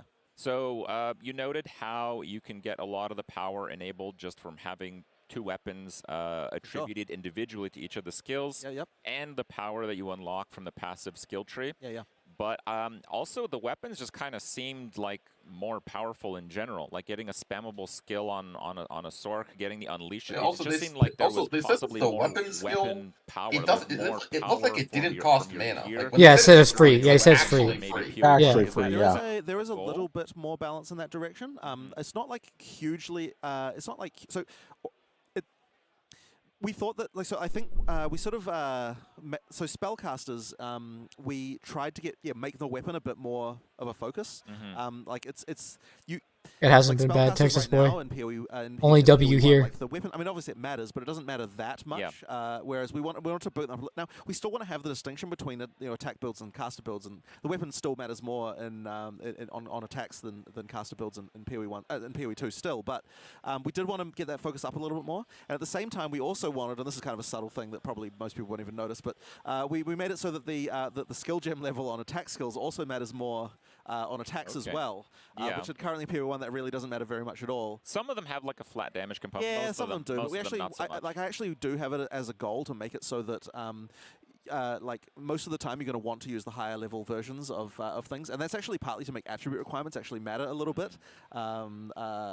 Which is and as just a random side division, just by the way, talking about attribute requirements, the way that support gem attribute requirements work now is that the amount that the attributes that a support gem the attribute requirement for support gems is additive to the skill gem. Oh. So that means that if you're playing a Dex build and you want to use 5 int supports, that actually becomes quite tricky now, based entirely on the attributes. We had to do it that way because we don't have the whole thing where you have to because there's not the off-color socket re-rolling mechanic anymore. There has to be some way to make it so that using off-class stuff is like a little bit harder. So because of the way that works now, the attribute requirements matter a little bit more for you should be able to easily get the attributes for stuff that's on class, but the stuff that's off class is harder because the attributes sort of make it a bit harder. Personally, I really like that because right now you have the limitation on number of skill gem links based on the items, which has its disadvantages, but now you're going away with that. You need other kinds of limitations to prevent just unlimited character power. So, I think that's a really clever way of doing it. I'm actually really happy to hear that. Cool. Another direction. I think that's unnecessary. I think you can just let people sock it whatever they want. In the demo. I'm sure this is still probably something you're discussing internally, so I'm not sure how much you want to share, but are we expecting many familiar faces or league mechanics in PoE2? Well, I mean, for a start, as we've already said, certainly league mechanics, many of them will have revamped versions in PoE2. Okay. Obviously, so the main problem, honestly, is like you see an old particle effect next to a new one, and it's like, okay, we have to update that. This is pretty much soon you're like, have to update it. Like all these things sort of go on. Yeah, they're basically with the project team, and they're gonna make everything's gonna have like the ages of people with regard to PoE1 versus PoE2. But Alvarez, wait, they're gonna age the characters. That's interesting. With a bit more there. Oh, that's pretty cool. Yeah. Anyway. So one thing that has actually, in my opinion, really defined Path of Exile and kind of pushed the RPG genre is the I like to see what the new game modes graphics, in though. which you can play new content in equally. So you've always had hardcore and softcore, but we also have solo self-found. Now we have Ruthless, which is very exciting for me personally. I'm a Ruthless enjoyer personally. Will these game modes continue on in PoE2? So we're certainly going to have hardcore. Okay. We're certainly going to have solo self-found. Please no Ruthless in PoE2. Ruthless probably shouldn't be necessary. I mean, I'm sure there'll come a point, once the balance of PoE2 becomes ridiculous over 10 years, where we'll be like, oh crap, we need to have a thing for old school Path of Exile 2 players to enjoy or something like that. But for now, I don't think that we would need it. Thank God. Definitely, the thing is, we don't want to split the community too much because you want people to be able to actually, have people to play with and all that sort of stuff. I mean, obviously not for solo self-found, which is why it kind of can exist as a thing. But don't want to split it too much. But certainly hardcore and solo self-found are absolutely going to be there. When I heard the announcement that PoE2 was going to be a separate game from PoE1, initially it's exciting, and then it's like, a huge wait, bombshell. and then you say the microtransactions that you have, the skins, they kind of follow into PoE2. And I mean, that's really fantastic. That's a really clever way of doing it and keeping them separate games. And it's worth mentioning. It to me, the more exciting thing is honestly the future. Like the fact you can buy stuff that made after PoE2 comes out and have it in PoE1 again, right? Yeah. The thing is, I want to and the reason we're I was like, they're doing actually all drawing this graphics stuff, for both we feel games. That's interesting. It's like we want to make sure that our company doesn't feel incentivized to abandon PoE1. And by making it so that we have this policy, it means that we're always like, like PoE1 will always be a thing that's like important to us, because it's like, it's not like, just some random product in the back corner which no one cares about. Like, it's actually a thing that like, has supporter packs and there's things you can get, and like people actually want to, like that's actually a thing. So yeah, I just want to make sure that our company like does sort of like still not do PoE1 dirty, like it needs to sort of. I like the mindset. Have a good future as well, in my opinion. Yeah. Well, it seems pretty good to me. I'm excited to play next week. Actions, But I guess the follow-up to that, the one thing that I was like a little bit worried of, that's what they mean. if I That's end what they up say, what liking they- the Hold on. they I want to see what his more, question is. And I don't, I'm still in play PoE1. Easy but if ask the I end up question. playing PoE2 a lot more than I play PoE1, which I think is. I mean, I would hope so, being the director of PoE2. The race rewards, I'd love to be able to at least use their skins in PoE2. Have you thought of doing anything like that? Well, so basically anything in the microtransaction stash is something you'll be able to use. So it would depend on whether or not at some point Chris gets around to implementing the thing where you can pull them off and turn them into a skin. If that's the case, then sure, it'll work in PoE2. Because yeah, that's anything in the micro stash, that's what comes over. All right. Well, we are going to jump into the. Wasn't the question I was expecting from him, honestly. Gameplay for PoE2 very soon here with Zizaran. I think if we have just another quick second, I'd maybe ask you, what's your favorite power fantasy in an ARPG, and have you made it yet in PoE2? That's a really hard question, because you're basically saying you got 30 seconds. Oh, Jesus Christ! I always hate these ones, because it's like, we made all these classes, and but I think probably like one of the main reasons that we went with the whole like 2 classes per He's gonna say druid attribute combination thing was because of the druid. Yeah. It's like we wanted to have a druid, but it wasn't a class that it made sense for, and we're like, okay, we have to find a way to make it so a druid can be a thing, that's what we came up with. All right. Well, I hope you nailed it. Thank you so much for watching, guys. Yeah. We'll see you in a second. Thank you.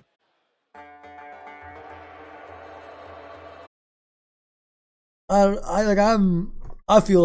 happy, dude. The D4 stuff had me a little bit but man, whew. Dude, I never thought I'd feel so having good. both PoE1 and PoE2 at the same time, like, god damn. Yeah. You gotta hear that as Blizzard and be like, oh fuck. We're never getting the players ever again. They're just gonna stay in PoE forever. Yeah, I think they're definitely. This is them trying to lock in the audience, both audiences, into the game. Yeah.